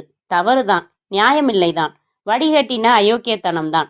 வாழ்க்கையில் குற்றமும் ஒரு சுவாரஸ்யமே. இது அழகான குற்றம். சிகரெட் முடிந்து போக வரதராஜன் இனி செய்ய வேண்டியதை யோசிக்க ஆரம்பித்தார். பிரியாவை அனுபவித்த பிறகு என்ன செய்ய வேண்டும் என்று ஏற்கனவே யோசித்து வைத்திருந்ததை வரிசைப்படுத்தி பார்த்தார். முதலில் பிரியாவின் உயிருக்கு விடை கொடுக்க வேண்டும். நளினமான, அமைதியான, எதிர்ப்பே இல்லாத கொலை. பிறகு பிரியாவின் ஆடைகளை திருத்தி இந்த அறையிலிருந்து அப்புறப்படுத்தி காரின் பின் சீட்டில் படுக்க வைக்க வேண்டும். அடுத்து காரை செலுத்தி ரயில்வே லைனை ஒட்டின அனாதையான மரங்கள் அடர்ந்த சாலையின் ஒரு இருட்டு தீவில் நிறுத்தி அந்த இருட்டான இடமும் ஏற்கனவே தேர்ந்தெடுத்தாயிற்று. அவளை கிடத்தப் போகிற அந்த பகுதியை 1 வார காலமாக கண்காணித்து தேர்ந்தெடுத்திருக்கிறேன். அவ்வளவு புதர். சாலையிலிருந்து பார்த்தால் எதுவுமே தெரியாதபடிக்கு அடர்ந்த புதர். அங்கே ஆள் நடமாட்டமே கிடையாது. வாகன போக்குவரத்தும் அந்த சாலையில் பகலில் கூட அதிகம் இருப்பதில்லை. எனவே அந்த இடத்திற்கு வந்து பிரியாவை தூக்கி ரயில்வே லைன்ஸ் மேல் படுக்க வைத்துவிட்டு விலக வேண்டும். 15 நிமிடங்களுக்கு ஒரு முறை மின்சார ரயில் கடக்கும் பகுதி அது. சற்று வளைந்து வரும் தண்டவாளங்களின் ஓட்டம் சற்றே நிமிருகிற பகுதி அது. அதனால் ரயில் டிரைவர் தூரத்தில் இருந்து தண்டவாளத்தின் குறுக்கில் யாரோ படித்திருப்பதை பார்க்க இயலாது. மிக அருகாமையில் வந்துதான் பார்க்க முடியும். அதற்கு பிறகு எவ்வளவு முயற்சி செய்து வண்டியை நிறுத்தினாலும் விபத்தை தவிர்க்கவே முடியாது. இவ்வளவு விஷயங்களை யோசித்து தீர்மானித்திருக்கிறேன். ஏன், என் மானம், கௌரவம் மிக முக்கியம். மாட்டிக்கொள்ளக்கூடாது. புத்திசாலி குற்றவாளிகள் எப்போதும் மாட்டுவதில்லை. நான் ஒரு புத்திசாலி, இப்போது குற்றவாளி. சாரி பிரியா, உனக்கு தெரிந்தும் தெரியாமலும், புரிந்தும் புரியாமலும், உணர்ந்தும் உணராமலும் எனக்கு சுகம் கொடுத்தாய். அதற்கு பரிசளிக்க வேண்டிய நான் வேறு வழியில்லாமல் மரணத்தையே பரிசாக தர வேண்டியுள்ளது. வரதராஜன் எழுந்தார். திடீரென்று ஒரு யோசனை தோன்ற டெலிபோனை எடுத்து அருகில் வைத்துக்கொண்டு பிரியா வீட்டின் பக்கத்து வீட்டை அழைத்தார். பக்கத்துல பிரியா வீட்டில் யாரையாவது பேச சொல்லுங்க. நான் அவங்க வேலை பார்க்குற காலேஜ் பிரின்சிபால் பேசுகிறேன். காத்திருக்க சொல்லப்பட்டார். வினாடிகளில், ஹலோ, நான் இன்ஸ்பெக்டர் மருது செல்வன் பேசுகிறேன் சார். என்ன சார் ஆச்சு? இங்கே வீட்டுக்கு வந்தும் மனசு ஓயலை. பிரியா வந்தாச்சா வீட்டுக்கு? இன்னும் வரல சார். அவங்க புருஷன்தான் வந்தாரு. விழா சம்பந்தமாக ஏற்பாடுகள் செய்ய வேண்டி இருக்குன்னு மத்தியானம் 3 மணிக்கு முன்னாடியே புறப்பட்டு போயிட்டாங்களாம் வீட்டை விட்டு. அட, என்ன சார் இது? விழாவுக்கும் வரல, வீட்டுக்கும் வரல, 3 மணிக்கே புறப்பட்டதா சொல்றீங்க. அப்புறம் எங்கே தான் போச்சு அந்த பொண்ணு? பிரியாவை எதிர்பார்த்து ஜீவா விழாவுக்கு வந்திருந்தானே. ஒரே குழப்பமா இருக்கே.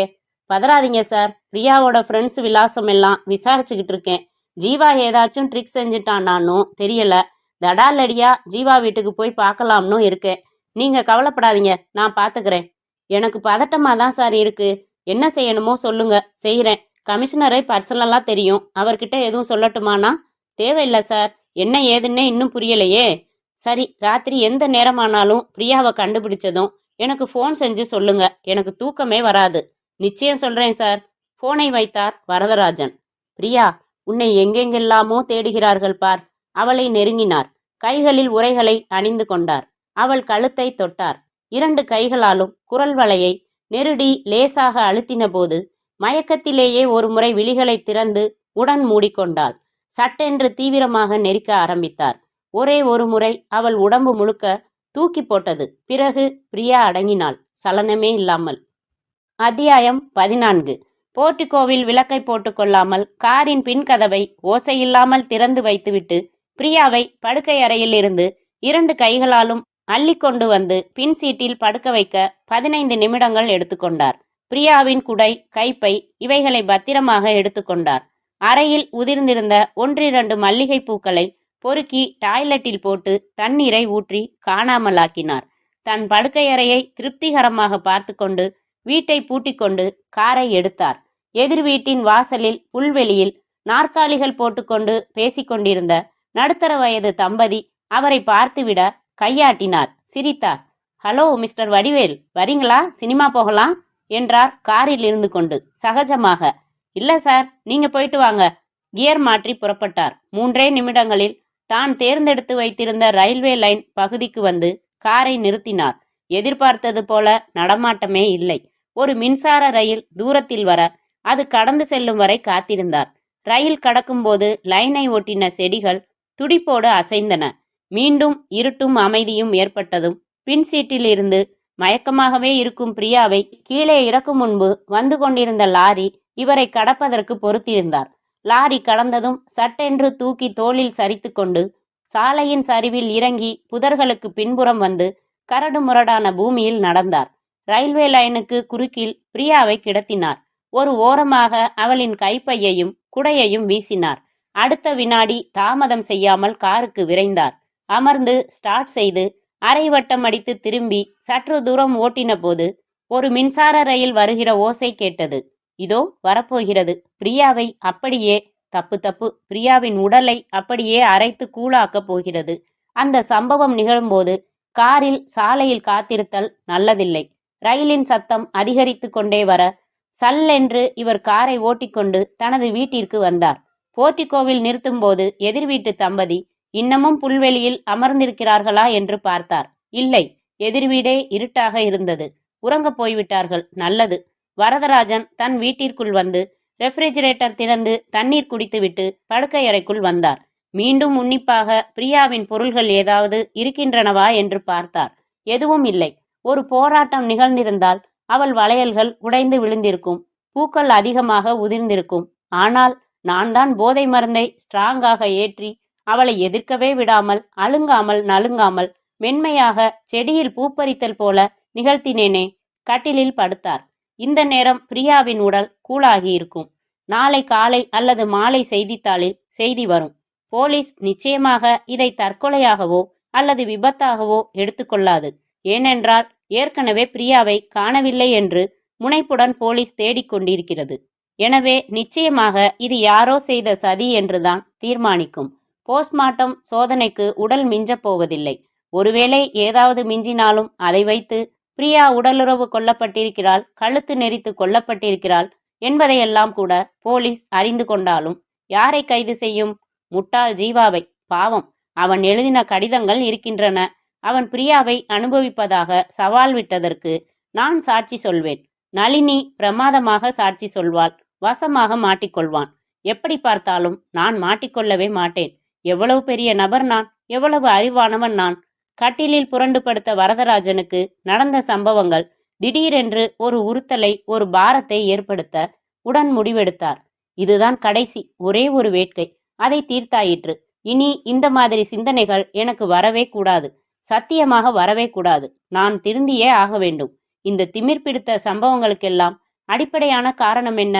விளையாட்டாக ஆரம்பித்து என்னை ஆட்கொண்டு விட்ட இந்த போதை பழக்கம்தான். இன்றோடு இந்த பழக்கத்தை விட்டுவிட வேண்டும். இனி ஜென்மத்திற்கும் தொடக்கூடாது. மட்டுமல்ல, நினைக்கவே கூடாது. ஆனால் இதேபோல் எத்தனையோ முறை தீர்மானித்தும் குறிப்பிட்ட ஒரு பலவீன சந்தர்ப்பம் அந்த தீர்மானங்களை நொறுக்கி இருக்கின்றன. இந்த முறை நான் வெல்ல வேண்டும். இந்த பழக்கத்தை நிறுத்த என்னென்ன வழிகள் உண்டோ அத்தனையையும் மிக உண்மையாக கடைபிடிக்க வேண்டும். உறங்கிக் கொண்டிருந்த வரதராஜனை தொடர்ந்த டெலிபோன் ஒலி எழுப்ப கட்டிலை விட்டு எழுந்ததும் முதலில் கலற்றி வைத்திருந்த வாட்சில் மணி பார்த்தார். 2:30. இத்தனை இரவில் யார் அழைக்கிறார்கள்? லேசான பதட்டத்தோடு ரிசீவரை எடுத்தார். ஹலோ, வரதராஜன் பேசுறேன். சார், நான் இன்ஸ்பெக்டர் மருது செல்வன் பேசுறேன். என்ன சார், சொல்லுங்க. சாரி டு சே, பிரியா கிடைச்சாச்சு. ஆனா பிணமா? என்ன சார் சொல்றீங்க? பிணமா? யூ மீன் அவங்க கொலை செய்யப்பட்டிருக்காங்க, கழுத்து நெரிக்கப்பட்டு. கொஞ்சம் விபரமா சொல்லுங்க. கழுத்து நெரிச்சு கொன்னுட்டு பாடிய ரயில்வே லைன் மேல படுக்க வச்சுட்டு போயிருக்காங்க. ரயில் டிரைவர் ரொம்ப சாமர்த்தியமா பிரேக் அடிச்சு நிறுத்திட்டதால பிணம் கொஞ்சம் கூட சேதமில்லாம கிடைச்சிருக்கு. போஸ்ட்மார்ட்டத்துக்கு அனுப்பிட்டேன். காலையில தான் PM நடக்கும். அதுக்கப்புறம் தான் விவரங்கள் தெரியும். அநேகமா ஜீவாவோட வேலையா தான் இருக்கணும். காலையில அந்த லெட்டர்களை வச்சு அரெஸ்ட் வாரண்ட் வாங்கலாம்னு இருக்கேன்.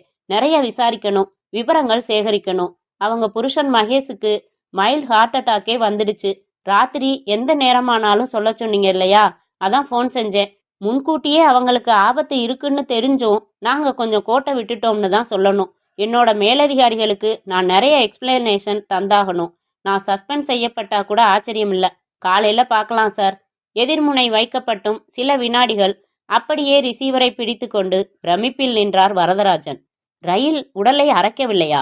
கடவுளே, முழுதாக பிரியாவின் உடலை கைப்பற்றி இருக்கிறார்களா? போஸ்ட்மார்ட்டம் ரிப்போர்ட் என்ன சொல்லும்? நான் மாட்டிக்கொள்ள ஏதாவது வாய்ப்பு உண்டா? இரவு முழுக்க வரதராஜன் உறக்கமில்லாமல் 2 பாக்கெட் சிகரெட்ஸ் பிடித்து கொண்டு பரிதவித்தார். அத்தியாயம் 15. வரதராஜன் காலையில் கருப்பு பேட்ச் குத்தி கொண்டு காலேஜுக்கு வந்தார்.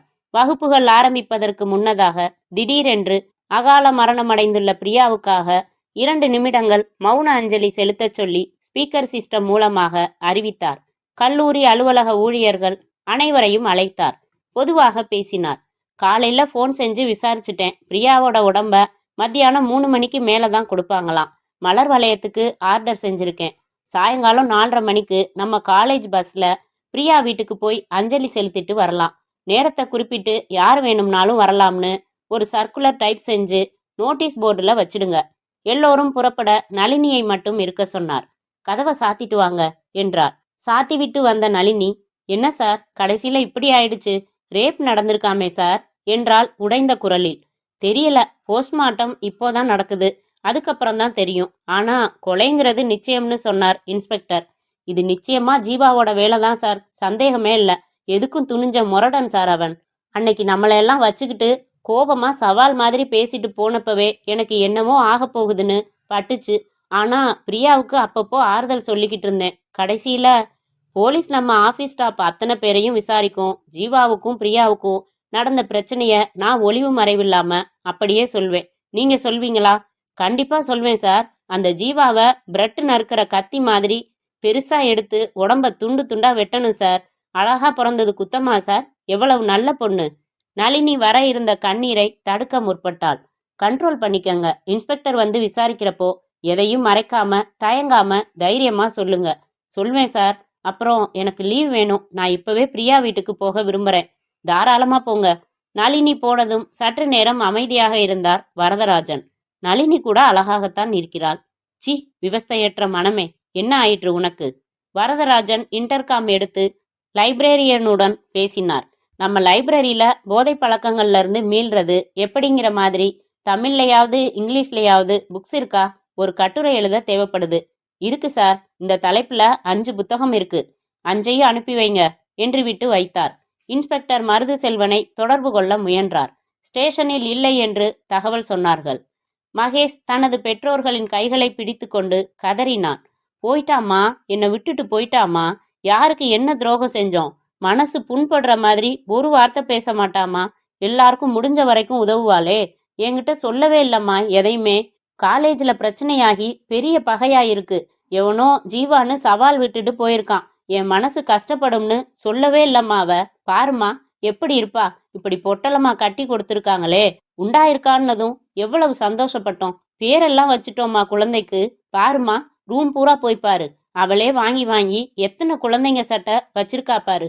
பொம்மை எல்லாம் வாங்க ஆரம்பிச்சோம்மா. சொந்த வீடு வேணும்னு அடிக்கடி சொல்லிக்கிட்டு இருந்தா. இப்பதாம்மா வாங்கினேன். வீட்டுக்கு எப்படி எப்படி அலங்காரம் பண்றதுன்னு பேசினோம்மா. வீட்டுக்கு பிடிவாதமா பேர் வச்சே ஆகணும்னு பேர் வச்சாமா. சந்தோஷத்தீவு. இனிமே ஏதுமா சந்தோஷம்?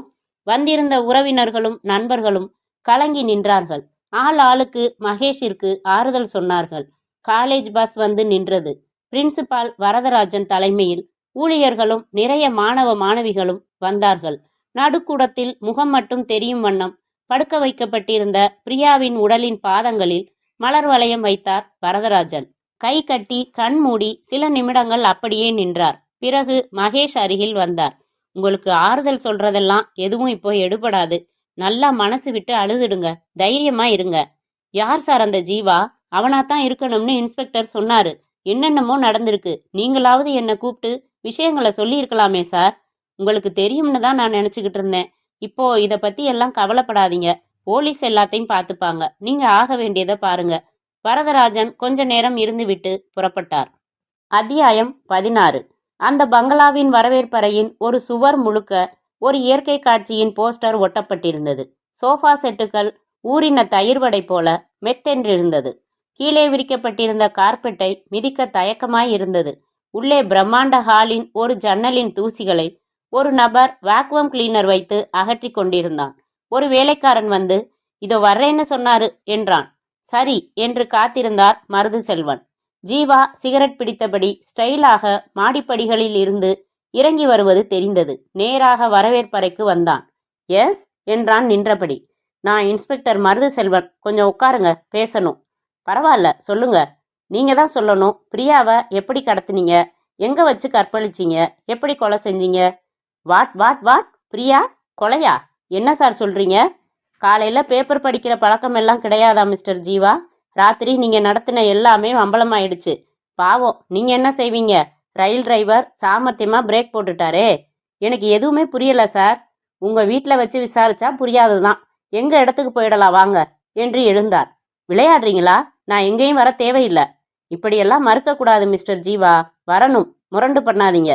இதைத்தான் அரெஸ்ட் வாரண்ட்னு சொல்லுவாங்க என்று பாக்கெட்டில் இருந்து காகிதத்தை எடுத்து பிரித்து அவன் கண்ணெதிரே காட்ட அதிர்ச்சி அடைந்தான். சார், நோ, எனக்கு எதுவும் தெரியாது. நான் எதுவும் செய்யல. வெயிட், நான் என்னோட லாயரை. அதெல்லாம் பின்னாடி பார்த்துக்கலாம். உங்களை வலுக்கட்டாயமா இழுத்துக்கிட்டு போக வைக்காதீங்க. கம் என்று அவன் தோளில் அழுத்தமாய் கை வைத்தார் மருது செல்வன். டெபுட்டி கமிஷனரின் அறைக்குள் வந்து சல்யூட் அடித்துவிட்டு நின்றார் மருது செல்வன். என்ன செஞ்சு வச்சிருக்கீங்க அந்த பிரியா கேஸ? ரொம்ப ஸ்ட்ராங்கான சந்தேகம் ஜீவா மேல இருந்ததால அரெஸ்ட் செஞ்சு கஸ்டடியில வச்சு விசாரிச்சேன். தனக்கும் பிரியாவுக்கும் பிரச்சனை இருந்துச்சு. அவளை அனுபவிக்கணும்னு தீவிரமா இருந்தேன். கலை விழா சமயத்துல கடத்திட்டு போக திட்டம் போட்டிருந்தேன். ஆனா பிரியா விழாவுக்கு வராததால வீட்டுக்கு போயிட்டேன்னு சொல்றான். அவன் ஏற்பாடு செஞ்சிருந்த ஃப்ரெண்ட்ஸையும் கூப்பிட்டு விசாரிச்சுட்டேன் தனித்தனியா. அவங்களும் அதையே சொல்றாங்க. ஓரளவுக்கு இதை நம்ப வேண்டியிருக்கு.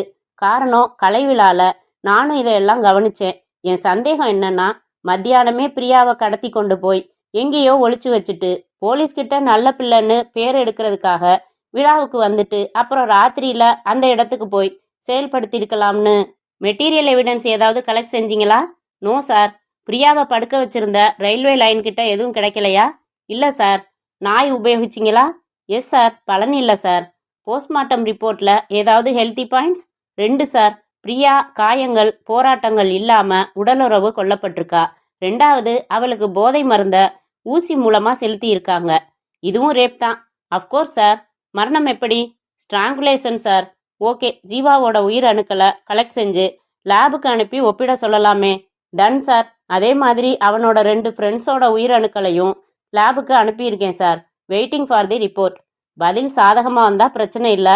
நெகட்டிவாக வந்தால் நீங்கள் மறுபடியும் ஆரம்பத்திலேருந்து ஆரம்பிக்க வேண்டி வரும். உங்கள் ரிப்போர்ட் தெரிஞ்சுக்கிட்டு தேவைப்பட்டா கேஸை ஸ்பெஷல் பிரான்ச்சுக்கு மாற்றிடலாம்னு இருக்கேன். Okay sir. மீண்டும் சல்யூட் அடித்துவிட்டு மருது செல்வன் அந்த அறையை விட்டு வெளியில் வந்து தனது பைக்கில் அமர்ந்தார். அத்தியாயம் 17. மருது செல்வன் ஸ்டேஷனுக்கு திரும்பிய போது சப் இன்ஸ்பெக்டர் கார்த்திகேயன், லேபிலிருந்து ரிப்போர்ட் வந்துடுச்சு சார். நாம் அனுப்பின ஸ்பெசிமென்ஸ் 3மே பிரியாவோட உடம்புல இருந்து எடுக்கப்பட்ட உயிர் அணுக்களோட அமைப்போட ஒத்து போகல என்றார். மை காட், அப்படின்னா வேற ஏதோ குழப்பம் நடந்திருக்கு. ஜீவாவையும் அவன் ஃப்ரெண்ட்ஸையும் அனுப்பிடுங்க. ஜீவாவை மட்டும் ஒரு கான்ஸ்டபிளை மஃப்டியில் அனுப்பி 2 நாளைக்கு கண்காணிக்க சொல்லுங்க. ஜீவா லேசாக வீங்கிய கன்னங்களோடு லேசாக கிழிந்த உதடுகளோடு தளர்வாக வெளியேறினான். மருது செல்வன் ஒரு காப்பி அருந்திவிட்டு யோசிக்க ஆரம்பித்தார். ஜீவா இல்லை என்றாகிவிட்டது. பின் யார்? அடிப்படையிலிருந்து ஆரம்பிக்க வேண்டும். பிரியா வீட்டில் புறப்பட்டது 2:30 மணிக்கு. ரயில்வே லைனில் பிணமாக கைப்பற்றப்பட்டது 10:30 மணிக்கு. இடையில் 8 மணி நேரங்கள். மரண நேரம் 9:30 10:30 என்பது போஸ்ட்மார்ட்டம் ரிப்போர்ட்டின் கணிப்பு. 9:30 என்று வைத்து கொண்டாலும் ரயில்வே லைனில் கிடத்தப்பட்ட இடத்திலிருந்து 1 மணி நேரத்தில் காரில் அடையக்கூடிய ஒரு இடத்தில்தான் கற்பழிப்பும் கொலையும் நடந்திருக்க வேண்டும். ரயில்வே லைன் அருகில் பிரியாவின் கைப்பையும் குடையும் கிடைத்தன. அவளின் செருப்புகள் கிடைக்கவில்லை. எங்கே அவை?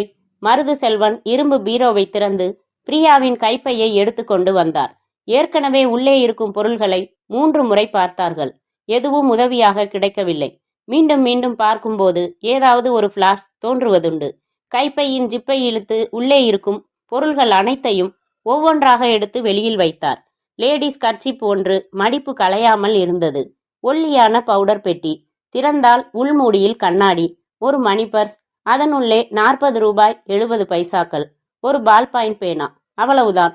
ஏதாவது விலாச அட்டை, பில், ரசீது என்று இருந்தால் உபயோகப்படும். இந்த பொருள்களில் என்ன செய்தி இருக்கிறது? ஒன்றுமில்லை. மருது செல்வன் மறுபடி அவற்றை பைக்குள்ளே ஒவ்வொன்றாக வைத்தபோது கை தவறி கர்ச்சீப் கீழே விழுந்தது.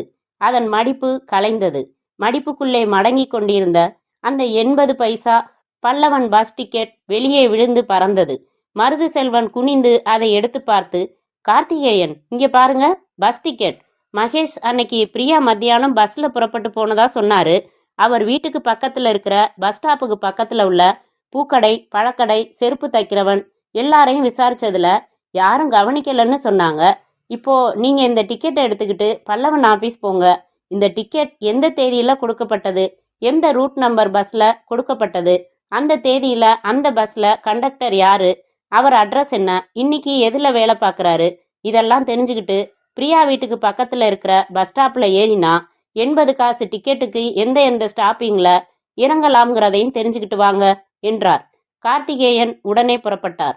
அவர் போனதும் மருது செல்வன் ரயில்வே லைன் அருகில் விசாரிக்கப்பட்ட விசாரணை ரிப்போர்ட்டுகளையும் போஸ்ட்மார்ட்டம் ரிப்போர்ட்டுகளையும் நிதானமாக படித்து பார்த்துவிட்டு வாட்சை பார்த்துவிட்டு எழுந்தார். ஹெட் கான்ஸ்டபிளிடம் நான் வீடு வரைக்கும் போயிட்டு வந்துடுறேன் என்று விட்டு ஸ்டேஷனுக்கு வெளியில் வந்தபோது அவர் அருகில் வந்து காரை நிறுத்திவிட்டு இறங்கினார் வரதராஜன். வாங்க சார், வெளியில புறப்பட்டுட்டீங்களா? பிரியா கேஸ் என்ன ஆச்சுன்னு தெரிஞ்சுக்க ஒரு ஆர்வம், அதான் வந்தேன். இன்வெஸ்டிகேஷன் நடந்துகிட்டு இருக்கு. ஆனா ஜீவா இல்லைன்னு ஆயிடுச்சு. அப்படியா? ஆமா, இது வேற யாரோ பிளான் செஞ்சிருக்காங்க என்று திரும்பிய மருது செல்வன் காரின் பின் கண்ணாடிக்கு அருகில் வரிசையாக இருந்த 5 புத்தகங்களை கவனித்து அதில் மேல் புத்தகத்தின் முதுகில் அச்சிடப்பட்டிருந்த புத்தகத்தின் தலைப்பை வாய்விட்டு படித்தார். நச்சுப்பிடியிலிருந்து விலகுங்கள். என்ன புத்தகம் இது? ஒரு இன்டர் காலேஜியேட் செமினார் வருது. அதுல போதை மருந்துகளோட பிடியிலிருந்து தப்பிக்கிறது எப்படின்னு ஒரு கட்டுரை வாசிக்கிறேன்னா அது சம்பந்தமா ரெஃபரன்ஸுக்காக லைப்ரரியிலேருந்து எடுத்துட்டு போறேன். அப்புறம் சொல்லுங்க. எப்படியும் 2 நாள்ல பிடிச்சிடுவோம்னு நினைக்கிறேன். ஆளை பிடிச்சதும் அந்த குற்றவாளிக்கு உங்க கட்டுரை தேவைப்படும்னு நினைக்கிறேன். பிரியாவுக்கு போதை ஊசி போட்டு அனுபவிச்சிருக்கான் சார். ஐசி, போஸ்ட்மார்ட்டத்தில் அதெல்லாம் கூட தெரியுமா? அட நீங்க வேற, விரல் நகத்தை வச்சே ஆம்பளையா பொம்பளையா, என்ன வயசு, என்ன உயரம், என்ன கலர்னு பயோடேட்டாவே கொடுக்குற கம்ப்யூட்டர் எல்லாம் வந்துகிட்டு இருக்கு. ஒரு சின்ன தடயம் போது எங்களுக்கு. பிரியாவை கைப்பற்றின இடத்துல அவளோட குடை இருக்குது, கைப்பை இருக்குது, செருப்பு மட்டும் இல்லை. மகேஷை கேட்டாச்சு.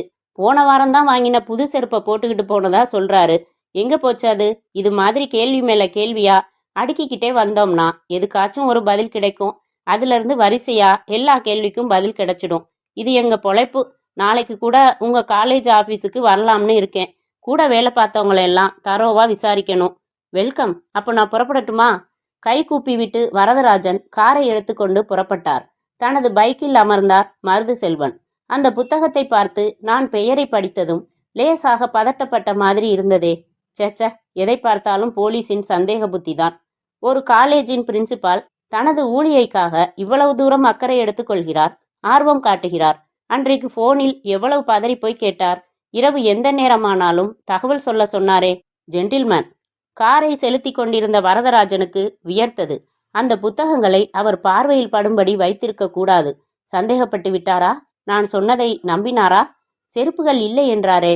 என்ன ஒரு மடத்தனம் செய்திருக்கிறேன் நான். கைப்பையையும் குடையையும் நினைவாக எடுத்துச் சென்று வீசின நான் இதை எப்படி மறந்தேன்? முன்ஹாலில் கூட அவள் செருப்புகள் எதுவும் இல்லையே. காரை தன் வீட்டின் முன் நிறுத்திவிட்டு உள்ளே வந்து முதல் காரியமாக ஹாலின் விளக்குகளை போட்டுக்கொண்டு பார்த்தார். கீழே உட்கார்ந்து மண்டியிட்டு வளைந்து பார்த்தபோது ஒரு தனி சோஃபாவின் அடியில் பிரியாவின் ஒரு ஜோடி செருப்புகளை கண்டார். வெளியில் எடுத்தார். உள்ளே மறைந்திருந்தபடியால் என் பார்வையில் படவில்லை. இப்போது இதை என்ன செய்வது? ராத்திரிக்கு கார் எடுத்துச் சென்று பிரியாவை கிடத்தின அதே இடத்தில் சற்று தொலைவாக புதர்களுக்குள் வீசிவிடலாமா? போலீஸ் ஒருவேளை மீண்டும் தேடினால் கிடைக்கட்டுமே. முதல் முறை தேடிய போது சரியாக தேட தவறியதாக நினைத்து கொள்ளட்டுமே. இல்லை, வேண்டாம், அது சரியாக வராது. நன்றாக இருட்டும் வரை காத்திருந்த வரதராஜன் ஒரு மண்வெட்டியையும் செருப்புகளையும் எடுத்துக்கொண்டு வீட்டின் பின் தோட்டத்திற்கு போனார். அத்தியாயம் 18. இரவு 8:30 மணிக்கு களைத்து போய் ஆனால் தகவல்களுடன் வந்தார் சப் இன்ஸ்பெக்டர் கார்த்திகேயன். அந்த கண்டக்டரை பிடிச்சிட்டேன் சார். 80 காசு டிக்கெட்டுக்கு 2 ஸ்டாப்பிங்கில் தான் இறங்கலாம். முதல் ஸ்டாப்பிங் அவங்க வேலை பார்த்த காலேஜ் ஸ்டாப்பிங். அதுக்கு அடுத்தது எக்ஸ்டென்ஷன் ஆகியிருக்கிற புது ஏரியா நல்லவன் நகர் ஸ்டாப்பிங்னு சொல்கிறாரு. சம்பவம் நடந்த அன்னைக்கு மத்தியானம் பிரியா வண்டியில் ஏறினது நினைவிருக்கான். காலேஜுக்கு அடிக்கடி போய் வர்றதால நல்லா தெரியுமா. ஞாயிற்றுக்கிழமை பிரியா நல்லவன் நகர் ஸ்டாப்பிங்கில் தான் இறங்கினதா அடித்து சொல்கிறாரு. நல்லவன் நகர், ரைட்டு. நான் நேராக மகேஷை போய் பார்த்து நல்லவன் நகரில் பிரியாவுக்கு தெரிஞ்சவங்க, சொந்தக்காரங்க, தோழிங்க யாராவது இருக்காங்களான்னு தெரிஞ்சுக்கிட்டு வரேன். மருது செல்வன் புறப்பட்டார். மகேஷின் சொந்தக்காரர் யாரோ கதவு திறந்தார்கள். மகேஷ் ஜுரத்துடன் படுத்திருந்தான். மிகவும் சோர்ந்திருந்தான். Sorry for the disturbance. காலேஜுக்கு பக்கத்தில் நல்லவன் நகரில் உங்களுக்கோ உங்கள் மனைவிக்கோ தெரிஞ்சவங்க யாராவது இருக்காங்களா? நல்லவன் நகர்லையா? அங்கே பிரியா ஒர்க் செஞ்ச காலேஜ் பிரின்சிபால் வீடு மட்டும்தான் இருக்கு. மருது செல்வன் வரதராஜனை பலமுறை சந்தித்திருக்கிறார், பேசியிருக்கிறார். அவரின் மகள் அமெரிக்காவில் இருப்பதும் மகன் ஊட்டியில் இருப்பதும் இவர் தனியாய் இருப்பதும் தெரியும். எங்கே குடியிருக்கிறார் என்பது தெரியாது. நல்லவன் நகர்ல வேற யாரும் ஃப்ரெண்ட்ஸ்? வேற யாரும் இல்லை சார். நல்லவன் நகர் தாண்டி கொஞ்சம் தூரம் போனா பிரியாவை கிடத்தின ரயில்வே லைன் இடம் வரும். அதுக்கு பக்கத்துலயா நல்லவன் நகர் வருது? சரி, நான் போய் பார்க்குறேன் என்று புறப்பட்ட மருது செல்வனின் சந்தேக புத்தி தலை நிமிர்ந்தது. பிரியா போதை ஊசி போடப்பட்டிருக்கிறார். பிரின்சிபால் காரில் போதை மருந்துகளின் பிடியில் இருந்து விலகுவது எப்படி என்கிற புத்தகங்கள். பிரியா நல்லவன் நகரில் இறங்கினாள். வரதராஜன் வீடு நல்லவன் நகரில். பிரியா ரயில்வே லைனில் கிடத்தப்பட்டாள். வரதராஜன் வீடு அந்த இடத்திற்கு பக்கத்தில். பிரியாவின் உடல் ஏதோ ஒரு வாகனத்தில்தான் கொண்டு சென்றிருக்க வேண்டும். வரதராஜனிடம் கார் இருக்கிறது. பிரியா அழகான பெண். வரதராஜன் தனியாய் வாழ்பவர். பிரியா ஊழியை. வரதராஜன் அவளுக்கு பாஸ். ஒருவேளை சச்ச, அவரா அப்படி? புத்தகம் பற்றி பேசின போது லேசாக பதறினாரே. ஜீவா சவால் விட்டது அவருக்கு தெரியும். அதை தனக்கு சாதகமாக்கி கொண்டு ஏன் இருக்கக்கூடாது? ஒரு போலீஸ்காரன் யாரையும் நம்புவதே இல்லை. மருது செல்வன் யோசித்து மறுநாள் காலையில் வரதராஜன் காலேஜிற்கு வந்துவிட்டதை போனில் உறுதி செய்து கொண்டு மஃப்டி உடையில் நல்லவன் நகர் வந்தார். மகேஷிடம் வாங்கின வரதராஜின் விலாசத்திற்கு வந்தார். தெருவே நிசப்தம். ஒரே ஒரு நடமாடும் காய்கறி வண்டிக்காரன் மணியடித்து கொண்டே தள்ளி சென்று கொண்டிருக்க முன்கேட்டை தாவி குதித்தார்.